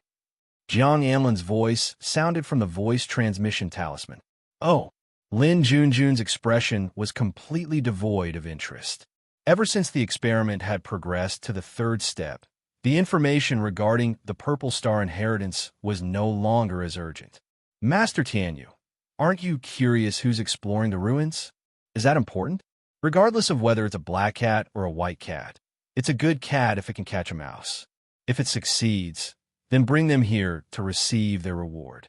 Lin Junjun was just about to close the voice transmission talisman. However, the voice transmission talisman caused her to falter in her movements. It's Mr. Enlin going to the ruins, Jiang Amlin replied. What? Enlin? Lin Junjun's hand trembled as her expression also shifted drastically. At this moment, within the Purple Star Research Institute, Dabai passed through the blue barrier of light and was extremely shocked by the scene within. Holy F***CK. What kind of F***King ruins are these? Within the cavernous hall, the metallic floor was pristine, and there were many intricate sculptures placed all around, presenting a sense of beauty that was a combination of technology and antiquity. "My God, isn't that Gundam 1 and Gundam 2? Dabai yelled again. "Chill, don't make such a big fuss." And Lin patted Dabai's head as he tiptoed toward the hovering mechanical creations. These were technological creations of the Purple Star civilization that had been infused with the power of the bloodline of 100 beasts, and Lin chuckled. Before he was sent flying last time, he only had time to steal 2 Gundams. Now, there were only 3 Gundams left. After witnessing the practicality of the Gundams, how could he let them go? He whistled as vital energy gathered at his fingertips. Following the information in his mind, he began to carve out complex, veined patterns and formations to open up the spatial barrier. "Big brother," and Dabai's voice suddenly sounded from behind Lin. "Shut up, can't you see I'm busy?" And Lin retorted impatiently. "But big brother," and "Tisk, stop interrupting me after I'm done with this. Time is of the essence. If we're discovered by the tigress inside, we're all screwed." "But big brother," and "if the tigress you're referring to is this beauty, then we're already screwed." "What? Are you crazy?" And Lin turned to glare at Dabai, only to find a woman in a flowing white dress looking at him with a dainty smile. Chapter 364. Gulp. And Lin involuntarily swallowed. The woman before him wore a white dress and was tall and slender with smooth skin. She was looking at Lin with a mysterious smile on her face. "Hi, Bai Ling, long time no see." A smile appeared on Lin's face as he took the initiative to greet her. This woman was the clone of the mastermind of the Research Institute, and she was also the one who had kicked Lin and the others out of the Research Institute. "What are you doing?" Bai Ling asked with a hint of a smile on her face. Lin was drenched in cold sweat, and his mind spun rapidly as he replied, "I obtained a method to maintain these technological products, and I want to try it here." Bai Ling's brows perked up. "Do you think I'm an idiot?" "Big sister Bai, I want." And Lin didn't try to quibble anymore as he stared at the woman before him with a sincere and imploring expression. Bai Ling's lips twitched slightly. Why had this guy's moral integrity become more and more shameless after 2 years? "I'll definitely make the Purple Star technology flourish, so just give it to me." "Or what do you want, big sister Bai?" And Lin continued to act cute. Bai Ling massaged her brows. "I still haven't settled the score with you for those 2 mechanical bloodline creations." And Lin took a couple of steps back upon hearing this. "But you're here for the inheritance, right? I won't make things difficult for you. If you can pass all of the trials in the ruins with a survival rate of less than 20%, then the mechanical creations and inheritance information will all belong to you." Bai Ling continued, and Lin's eyes lit up upon hearing this, and his breathing accelerated. "All right, it's a deal. All mechanical creations were extremely powerful, and the inheritance information wasn't just knowledge, it was also valuable spirit stones. Just half of the inheritance information was enough to make Lin instantly rich, if he could get another half. Bai Ling also had a plan in mind. Ever since Lin and the others had left, another group of cultivators had come to the ruins in the past 2 years. However, they were all annihilated after just 1 trial, leaving her extremely disappointed. A good candidate like Lin was very rare, and it might not even appear in the next few thousand years. Since that was the case, it was better to give him a chance and see if he had the life to obtain this great opportunity. Next, I will adjust the positions of the 64 secret chambers in the ruins. After you enter, the trial will also become more difficult. You can only advance, not retreat. Of course, if you're so scared that you can't even walk, then you can cry and beg me to let you out. Seeing as we're good friends, I'll let you off the hook a little, got it?" Bai Ling winked at Lin with a seductive smile on her face, and Lin smiled faintly. In my life dictionary, the words retreat and beg for mercy do not exist, unless he was extremely ferocious. He added in his mind, "All right, I wish you good luck." Bai Ling transformed into specks of white light before disappearing on the spot. And Lin looked at Bai Ling's disappearing figure before turning to look at the half-completed formation in the Gundam and gulping. He repressed the urge to continue robbing her and turned to Dabai. Let's go and save the beautiful princess. Dabai looked at Enlin with a cold expression as if it had been deceived. The princess you're talking about, is that big sister Bai? Woof. No. Of course not her. She's the witch who imprisoned the princess. Enlin replied with a serious expression.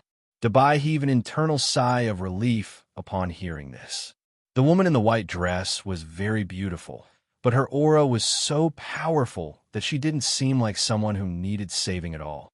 Not only that, but she also gave him a sense of danger. And Lin also felt a chill run down his spine after saying this, and he couldn't help but shudder. He led Dabai into an inky black passageway and continued onward until a black metal gate appeared at the end of the passageway. He pushed open the gate with force to find an extremely spacious chamber with a green pond at the center. The pond was bubbling incessantly, and a corrosive smell permeated the entire space. Welcome to the trial of poison. According to past trial takers, the survival rate for this trial is 12%. If you successfully pass this trial, you will receive the inheritance of life force. Do you wish to begin the trial now? Bai Ling's emotionless and slightly mechanical voice suddenly sounded. Yes, and Lin replied in an indifferent voice after hearing the introduction. Ripples suddenly began to appear in the green pond as his voice fell. A green humanoid monster with tentacles on its head slowly rose into the air. It opened its mouth with sharp fangs and slowly exhaled a sinister, corrosive aura. So it really is the antagonist. It looks like a demon king. Woof. Dabai raised his tail and equipped his chaotic sky-crushing claws with both hands as he spoke in a majestic manner. Demon King Piccolo. And Lin nodded. It's a pity Xiao Cho isn't here. Roar. The green humanoid monster clenched its fists, and the green pond water soared into the sky before transforming into a series of green pythons that pounced toward Enlin with an extremely poisonous and corrosive aura. Enlin took a step forward and disappeared on the spot. The pythons crashed toward his original location with ferocious force before exploding into a cloud of poisonous mist. Right at this moment, 10 blue saber projections tore through the poisonous mist and slashed toward the green humanoid monster's body. The green humanoid monster was also very fast, and its body shot out of the pond like a cannonball before twisting its body to evade the 10 saber projections. Crimson God Arrow. A scorching wave of energy swept toward Enlin. Before Enlin knew it, he had already appeared behind the green humanoid monster.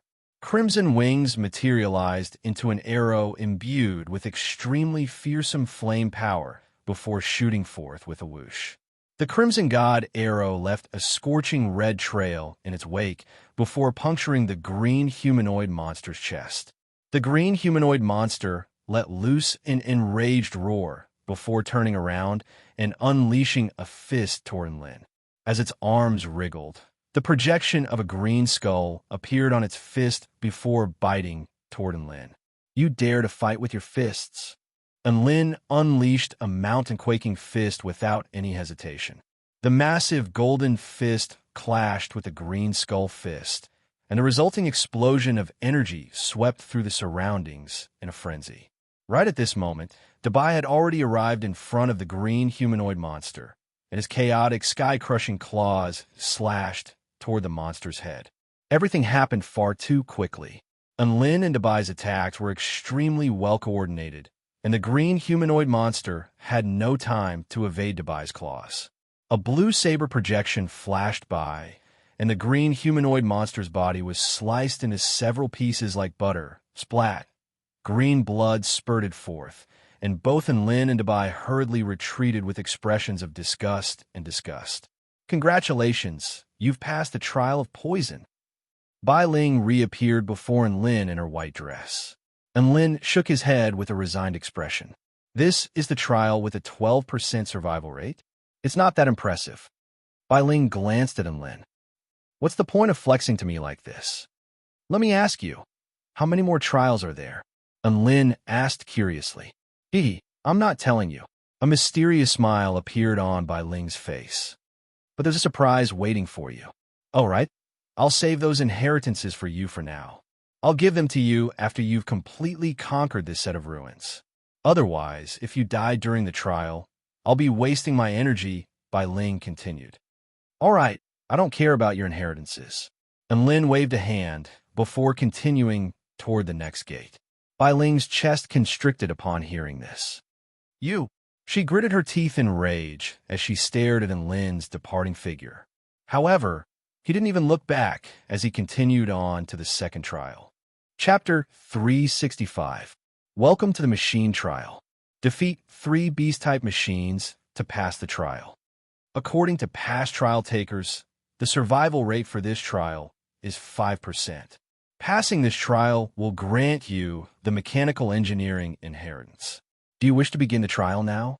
Bai Ling's cold voice sounded in the room again, and Lin rolled his eyes at the mention of mechanical engineering.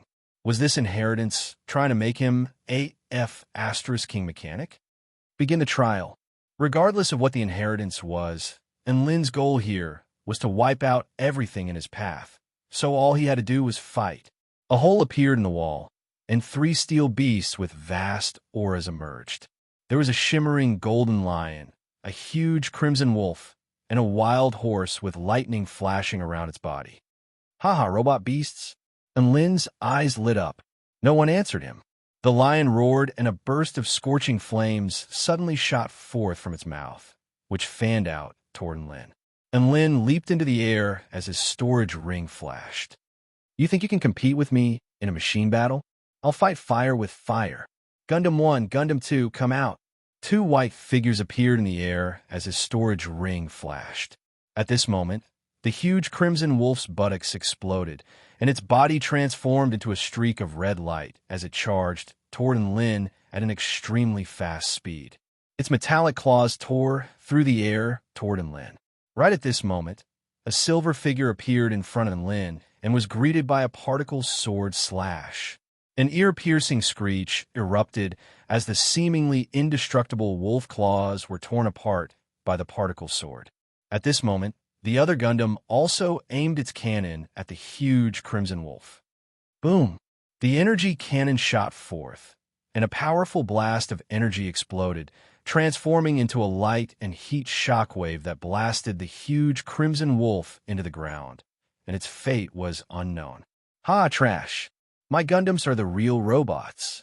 And Lin placed his hands on his hips and chortled with glee upon seeing this. At this moment, Bai Ling's enraged voice sounded from within the trial room. And Lin, you're cheating. Hurry up and put away your bloodline mechanical creation, or get the hell out of here. And Lin faltered upon hearing this. Are you being reasonable?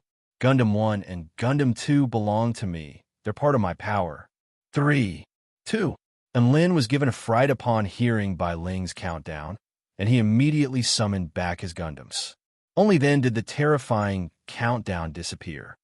Fine, fine, fine. You have the biggest breasts. You have the final say. And Lin pursed his lips with displeasure. It's not like I can't beat these robotic beasts.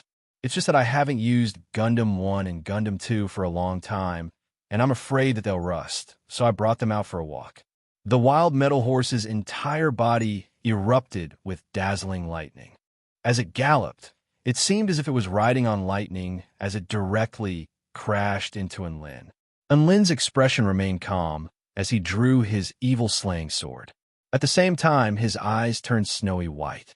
The lightning-fast metal horse, which was hard to capture with the naked eye, was instantly full of flaws in his eyes. Whoosh! A black sword projection imbued with the true intent of the 6 strikes of the war god suddenly slashed through the air. The black sword projection flashed past in a flash, and Lin's body also evaded the wild metal horse's charge in that instant. The wild metal horse's blue lightning was still flashing, but its head had already been severed and sent flying into the sky. Boom! The wild metal horse's body crashed to the ground, and the lightning around it also began to dim. Dabai was still engaged in battle with the shimmering golden lion, and their clashes sent gusts of fierce gale-force winds sweeping through the air. Aside from the fact that this lion didn't have a domain, its speed, strength, and defensive prowess were all comparable to that of a soul formation initial stage cultivator. It was no wonder that Dabai still hadn't been able to finish off this lion. And Lin wasn't in a hurry to help. Instead, he wielded his evil slaying sword and made his way toward the crimson metal wolf that had been blasted into the ground by the two Gundams to see if he should land the killing blow. Sure enough, the metal wolf wasn't dead. Upon seeing Lin, it opened its mouth and unleashed an energy cannon.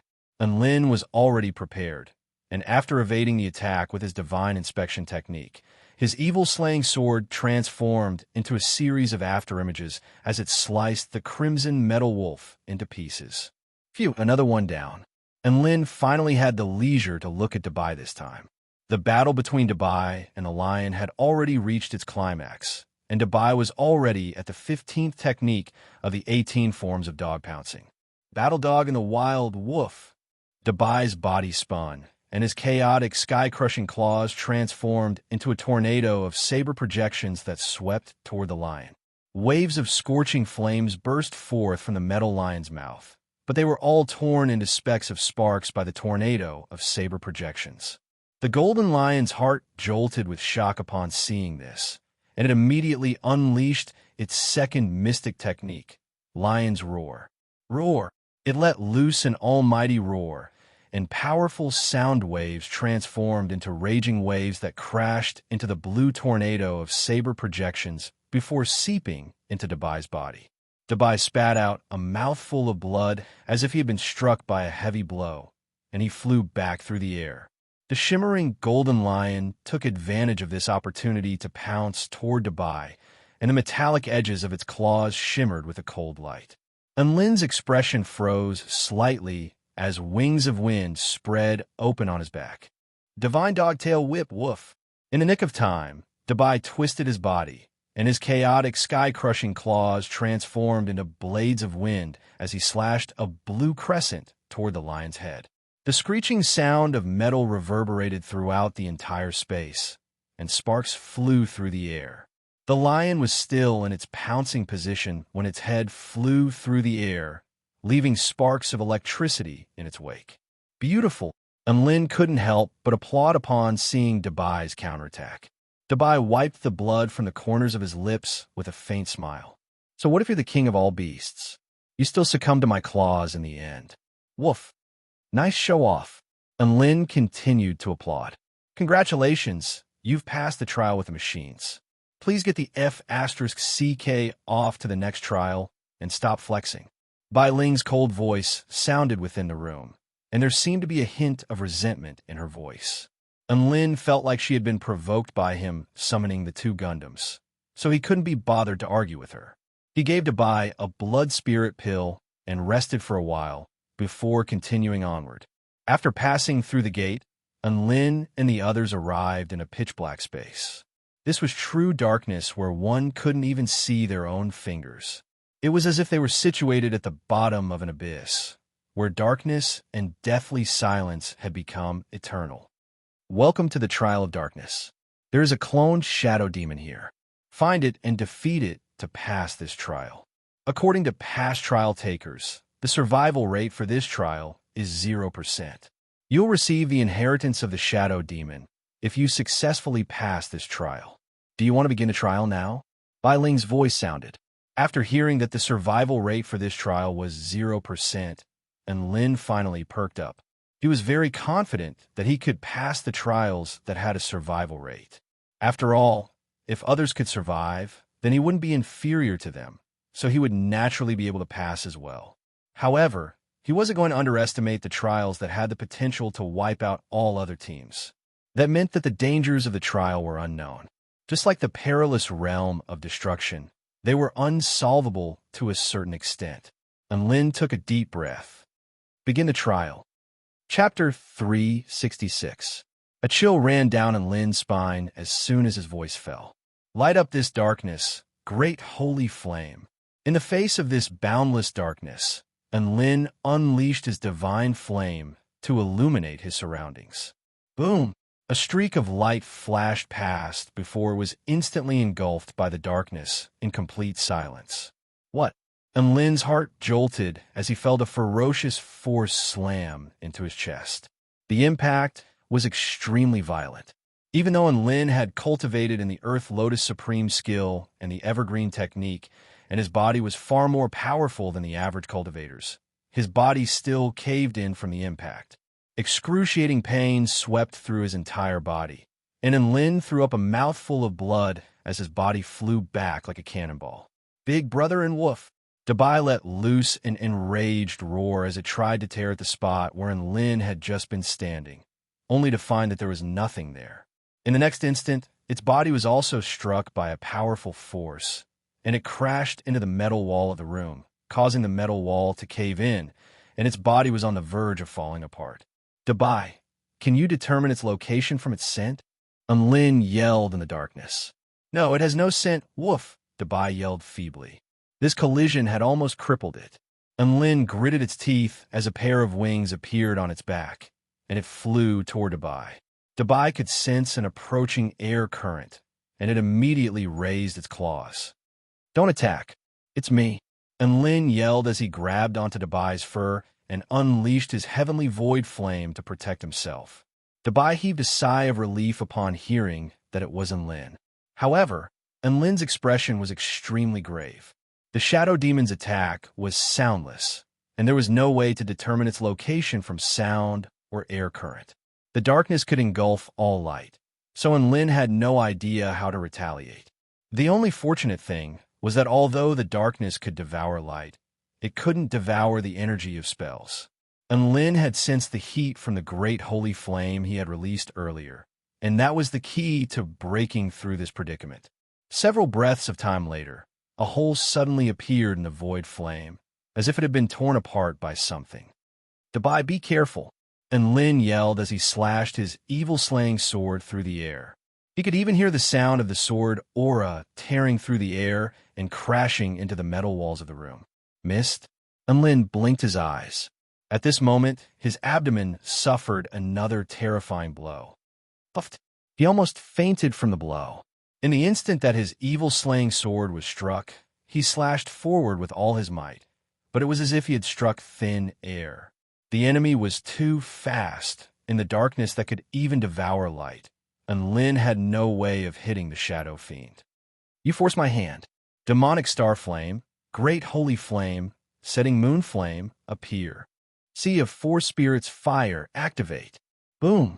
Terrifying flames instantly engulfed the entire secret chamber. In this secret chamber that wasn't all that big, and Lin didn't even need to do any foreplay before he could unleash the Sea of Four Spirits Fire, dragging the Shadow Fiend into the boundless sea of flames from all directions. He couldn't see where the Shadow Fiend was, but that didn't mean that he couldn't attack it. All he had to do now was unleash an AoE attack, and he would be able to reduce the Shadow Fiend to ashes in this cauldron of flames without even thinking about anything else. After a long while, Lin stopped unleashing the Sea of Four Spirits Fire, panting heavily. Did I win?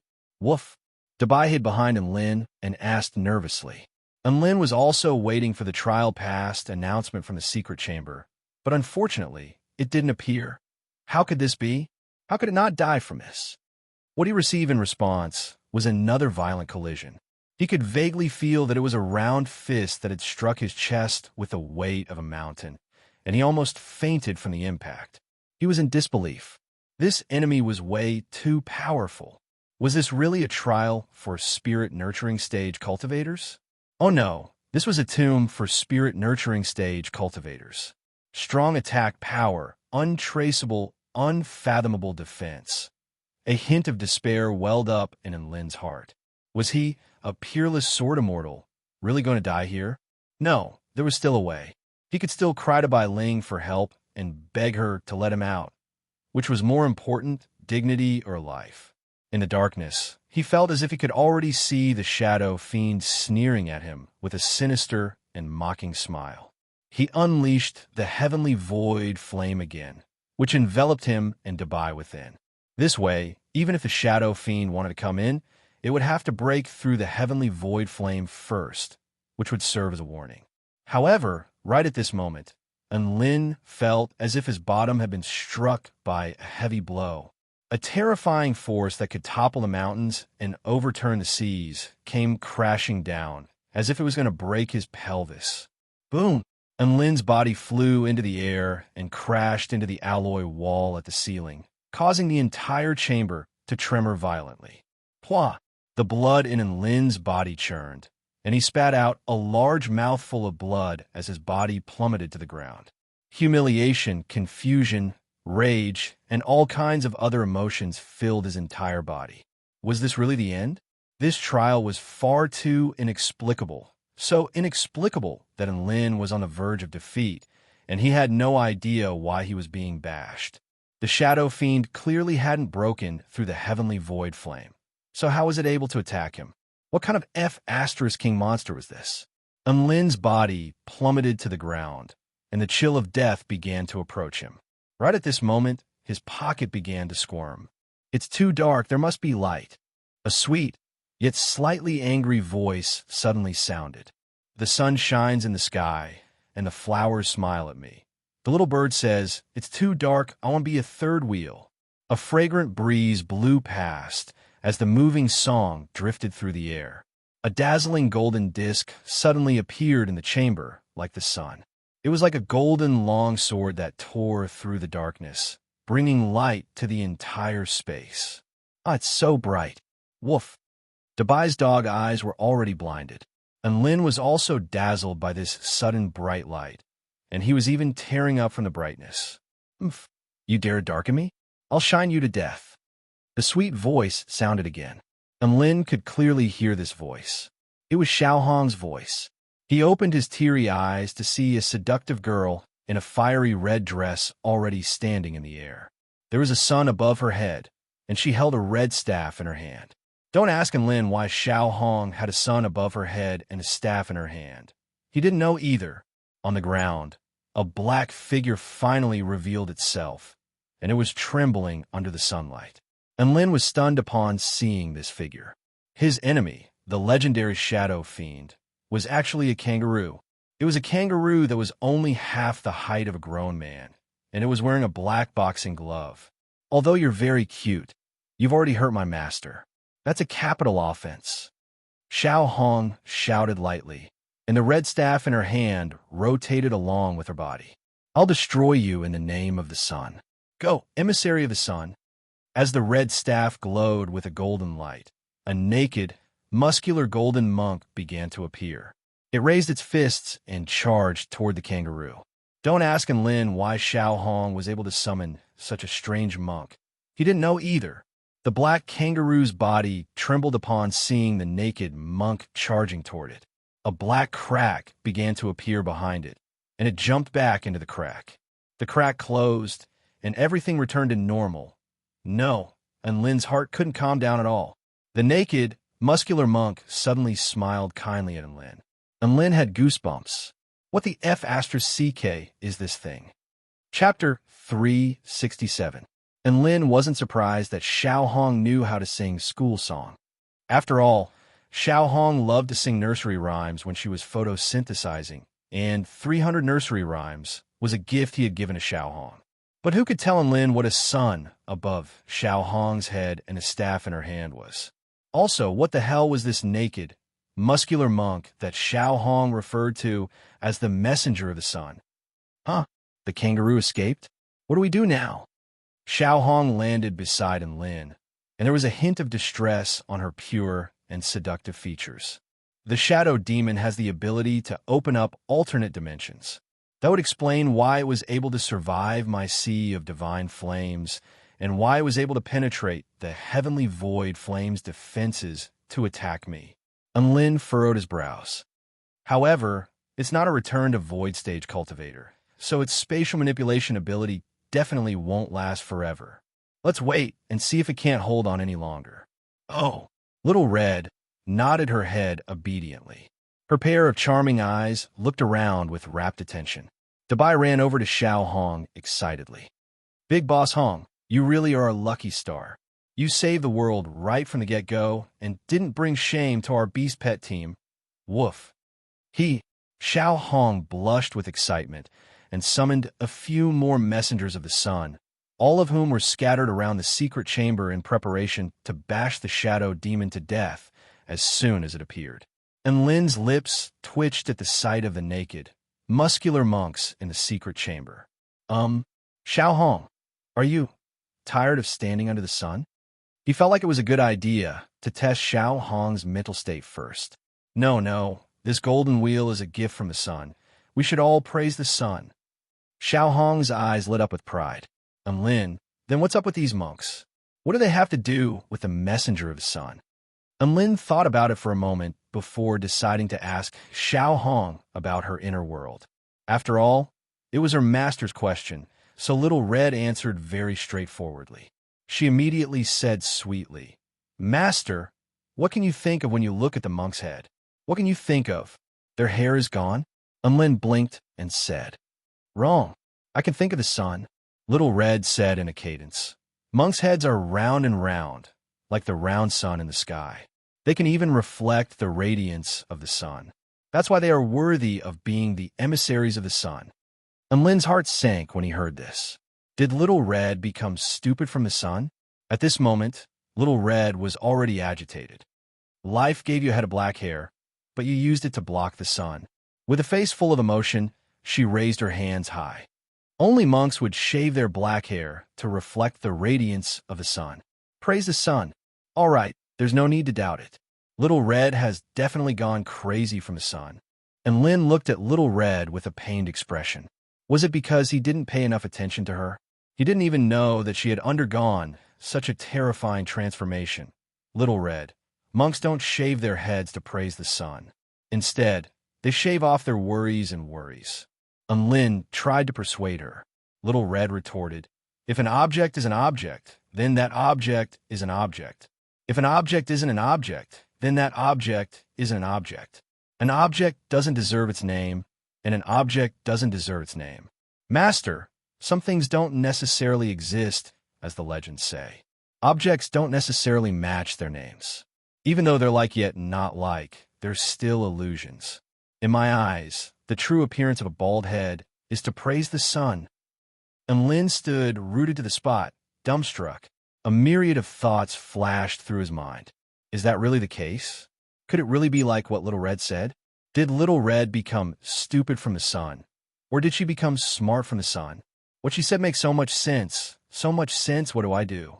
How am I supposed to persuade a crude person like me? No, why do I have to persuade her? Perhaps I really am bald to praise the sun?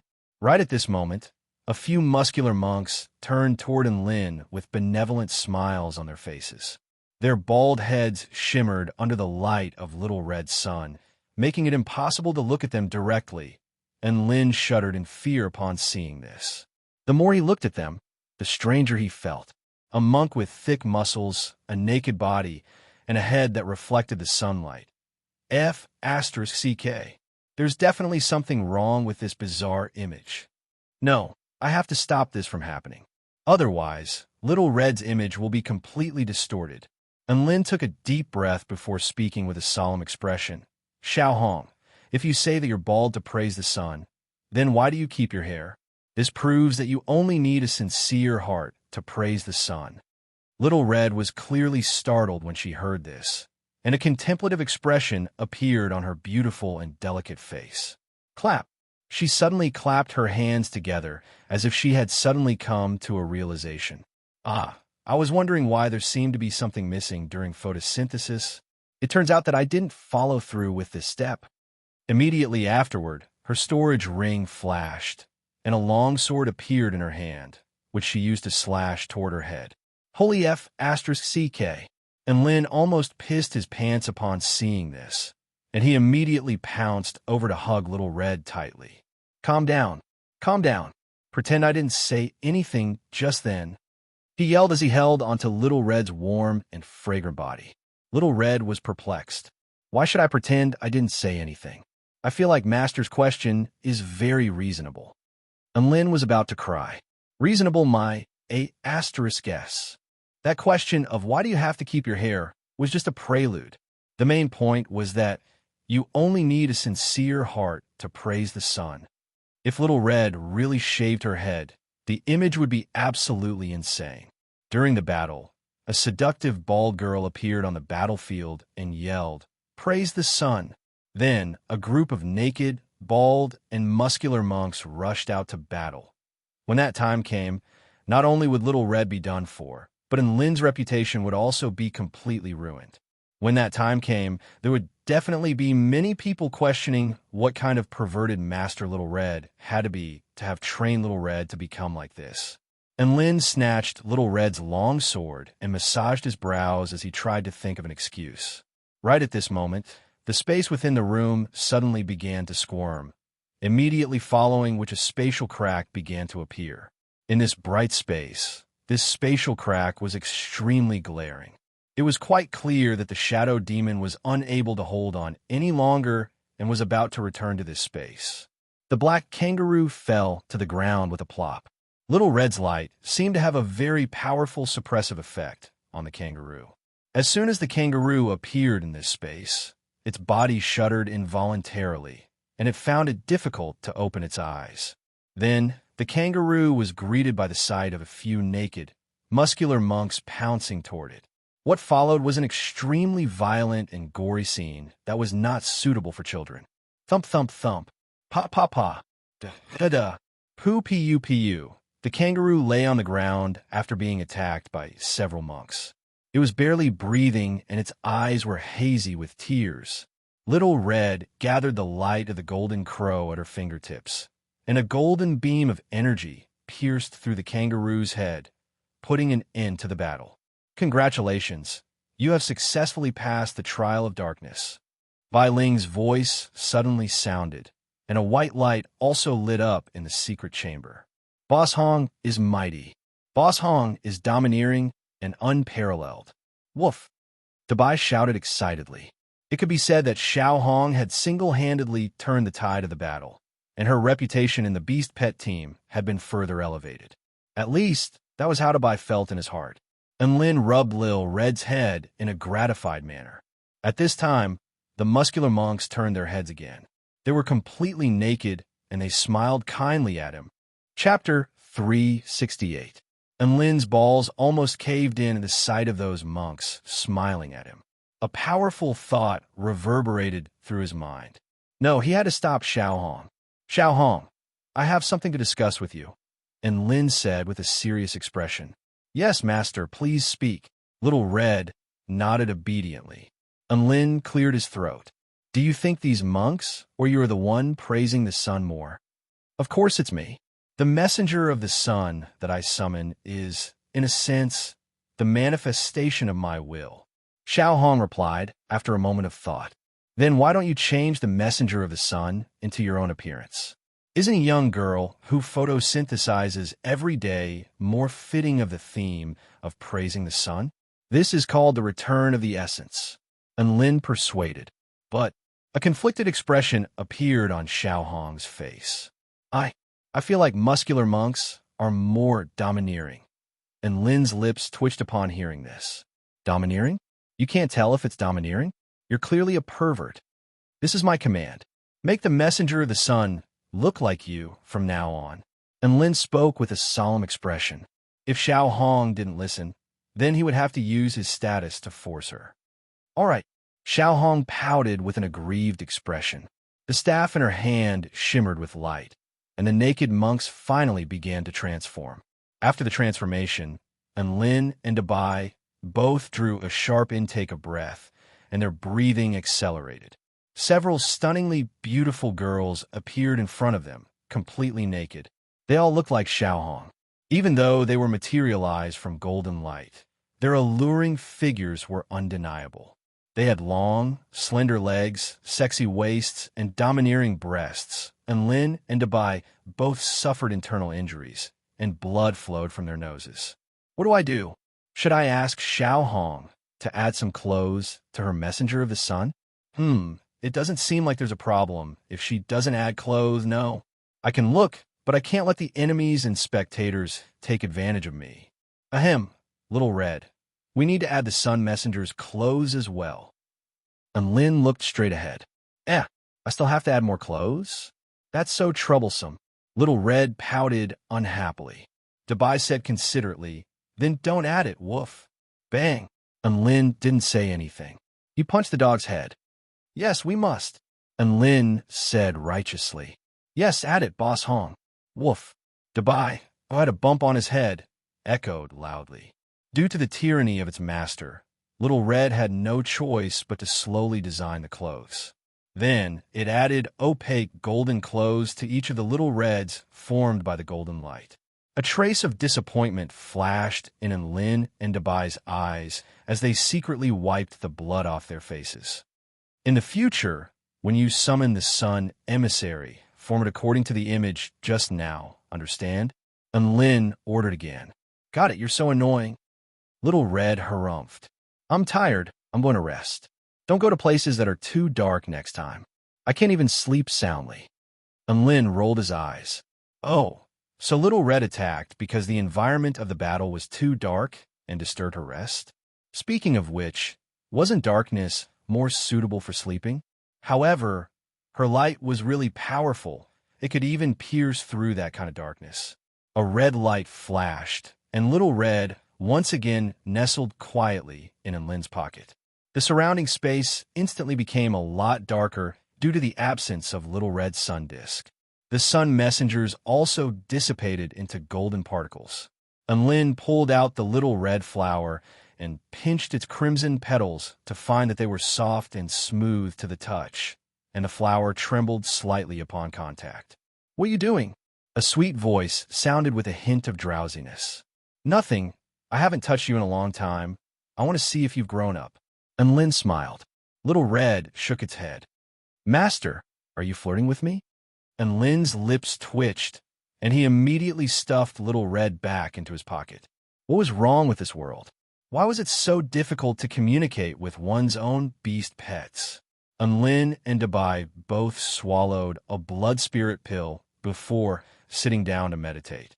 This battle had been extremely perilous, and both man and dog had sustained quite a number of injuries. This made Lin realize just how terrifying a trial with a 0% chance of survival was. According to Bai Ling, the trials would only get more difficult as they progressed. Just how difficult was the next trial going to be? It was all thanks to Little Red this time. Otherwise, who knew what kind of price they would have to pay to successfully pass this trial? With this in mind, Lin was struck by a rare sense of retreat. Before they knew it, a day had already passed. With the assistance of pills, Lin and Dabai's injuries had all been completely healed. Big brother, and should we continue onward, Woof? Dabai asked. A hesitant expression appeared on Lin's face. Should they continue onward? He had thought that he would be able to crush his way through this trial with his own strength, but it looked like that wasn't the case at all. There were simply too many uncertainties. Dabai, it's too dangerous from here on out. How about you leave first, and I'll take the rest of the trial myself? Lin thought about it for a moment before deciding to give it a try. Once he progressed to the soul formation stage, this opportunity in the Purple Star Ruins would be completely cut off. He felt like he had to work harder for this. The path of cultivation couldn't completely eliminate all risks. On the contrary, only by experiencing some dangers could one hone one's Dao heart and truly grow, thereby allowing one to progress further. Big brother, and what kind of dog do you think I am? I'm not a coward. If you want to continue onward, then I'll do it with you. Woof. Dabai spoke with a determined expression. Lin was very touched upon hearing this, and he rubbed Dabai's head vigorously. All right, let's continue onward. The metal gate slowly opened to reveal a passageway that was as blue as water ripples. Lin and Dabai continued onward, and the temperature in the passageway became lower and lower. Finally, the two of them arrived in an extremely spacious space. The entire space was pure white and was covered in frost and snow. The extreme cold made the two of them shudder involuntarily. At the end of the secret chamber was a blue crystal. It was glowing with a dazzling blue light, and there were blue ripples proliferating outward like water ripples. Welcome to the trial of extreme frost. Make your way to the blue crystal and inject your vital energy into it to pass this trial. According to past trial takers, the survival rate for this trial is 0%. You will receive the inheritance of the spatial congeal technique if you successfully pass this trial. Do you wish to begin the trial now? Bai Ling's voice sounded within the secret chamber. And Lin immediately thought back to the perilous realm of destruction when he heard this. He had to inject his vital energy into a small floating ball in order to pass this trial. Seeing as this trial was similar to the perilous realm of destruction, then there was no way he would be a pushover. He was only able to pass the perilous realm of destruction because he had the chaotic alloy brick. So what about the trial of extreme frost this time? He couldn't just force his way through, could he? He didn't know what kind of dangers he would encounter, so all he could do was give it his all. And Lin brought out the chaotic alloy brick and held his evil-slaying sword as he focused his senses on his surroundings. After adjusting himself to his peak condition, he decided to begin this trial. Begin the trial? A scintillating light erupted from the blue crystal as Lin voice fell. An extremely frosty aura swept toward Lin in a frenzy. Chapter 369. Lin immediately placed his black brick in front of him as he sensed the oncoming frosty aura. Boom! The black brick was pushed back violently, and a bone-chilling chill instantly enveloped his entire body. Lin looked at the glowing blue crystal at the end of the chamber, as well as the chamber that was covered in frost and ice, and a peculiar feeling welled up in his heart. He tossed a spirit stone toward the blue crystal in an experimental manner, but the spirit stone only traveled 5 meters before it was completely frozen in midair. There was still a distance of over 100 meters between the spirit stone and the crystal. He thought for a moment before pulling out a high-rank magic tool longsword from his storage ring. He injected his vital energy into the longsword before hurling it toward the blue crystal with all his might. Whoosh! The longsword transformed into a streak of golden light that pierced through the air and the chill before hurtling forward. 80 meters, 70 meters, 60 meters, 50 meters. In the end, the longsword was frozen in midair 42 meters away from the blue crystal, as if it had been frozen by the air itself. Dabai's mouth gaped open in disbelief. Big brother, and what's going on now? How can the air freeze a magic tool? And Lin tried to activate the high-rank magic tool, only to find that it was sealed in place by an extremely powerful restrictive power, rendering him completely unable to move. This space possesses the power to freeze all things, and the closer we get to the blue crystal, the more powerful it becomes. And Lin's expression was also quite dark. He had just hurled his flying sword with all his might, but he was still only 40 meters away from the blue crystal. If he had rushed forward in a reckless manner, he would have most likely been frozen to death. However, Lin didn't despair, as this wasn't the first time he had seen something like this. He had seen Lu Qianhuan use it once during her battle against the mysterious bald man in the Shouyang tomb. Perhaps he would be able to learn something if he asked Lu Qianhuan about this. He pulled out his voice transmission talisman with a hint of relief in his heart. Thankfully, Lu Qianhuan had shamelessly asked him for a voice transmission talisman for the sake of the League of Valor. Otherwise, he really wouldn't have been able to find a way to ask for help. The sound transmission signal of the voice transmission talisman was very good. As long as one was not in a different dimension, no matter how closed or wild the environment was, the signal could be clearly transmitted, but also had flaws. The sound transmission distance of the voice transmission talisman was related to the density of the origin energy of both parties. Lin exerted all his strength, and only then did the voice transmission talisman respond with a few sound. One of them was in the Celestial Court, while the other was in the Myriad Mountain Domain, which was outside the 9 prefectures. The distance was too great.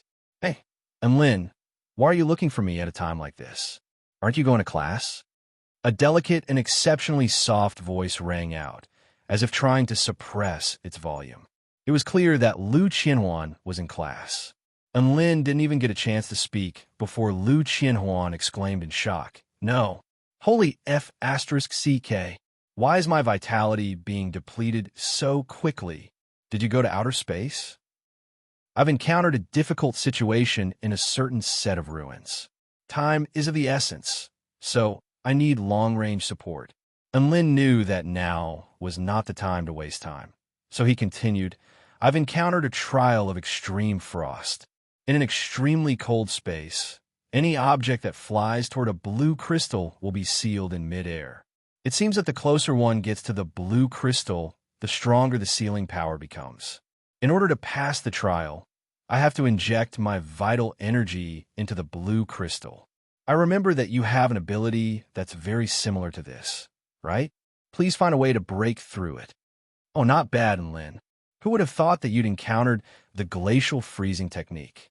Lu Qianhuan's interest was piqued, but she knew the severity of the situation, so she quickly replied, according to what you've said, that blue crystal should be the source of the frost power. It's easy to break through it. Power, temperature, and speed. It takes time to freeze the movement of an object in this type of domain. Furthermore, the extremely high temperature that envelopes the entire body can slow down this freezing process to a certain extent. At the same time, a powerful force can even break through the glacial freezing technique. Do you understand what I'm saying? And Lin nodded. A little. It's just a combination of the three. I have one last question. What if I accidentally get frozen? Lu Qianhuan pondered for a moment before replying with a serious expression. That's a problem. Do you have any will? You can tell me in advance. Also, I'll inherit your WeChat and QQ accounts in the mortal world. I'll make sure to bring them to greater heights. And Lin, all right, looks like I'll be dead if I get frozen. This is a F** king gamble. Although he knew how to deal with this, who could guarantee that he'd be able to touch the blue crystal? The voice transmission talisman expended too much vital energy, so he ended the call after exchanging a few more words with Lu Qianhuan. And Lin took a deep breath as he looked at the blue crystal, which was still glowing brightly. The most important factor in this final trial was still up to him. Speed, temperature, and power. He didn't lack any of these three things. Wait here, Dabai. I'll go give it a try. And Lin turned to Dabai. Dabai knew that it wouldn't be able to participate in this trial, so it retreated and nodded. Everything went smoothly, big brother, and Lin smiled lightly as streams of white wind began to revolve around his evil slaying sword. At the same time, a pair of pure white wings of wind appeared on his back as he activated the second stage of the wind sword and wind spirit techniques. Demonic star flame, great holy flame, setting moon flame, heavenly void flame appear. Sea of flames of the four symbols materialize. The four-colored flames enshrouded his entire body before condensing to form a suit of purplish-golden flaming armor. Scorching waves of flames began to proliferate outward, as if they were trying to destroy this space of extreme frost. However, these scorching flames were only able to spread for 10 meters before they were completely ground away by the frost and snow. And Lin's expression remained unchanged as a black mist began to revolve around his body. Origin energy of the netherworld. Boom! An extremely powerful aura began to emanate from his body. This was a power that struck fear into the hearts of onlookers. And Lin stamped a foot forward, and his entire body transformed into a purplish-golden flaming shooting star as he charged toward the blue crystal at the end of the chamber with unstoppable might. His monstrous speed triggered a violent sonic boom, and the scorching energy caused the air around him to twist and warp as well as the snow and ice to melt. 100 meters, 50 meters, 20 meters, the indescribable frost began to make the flaming armor dim, and the space around him congealed. And Lin could feel an extremely powerful sense of resistance, and every meter he advanced forward was extremely difficult. 10 meters. The purplish-golden, flaming armor began to crumble under the impact of the extreme frost.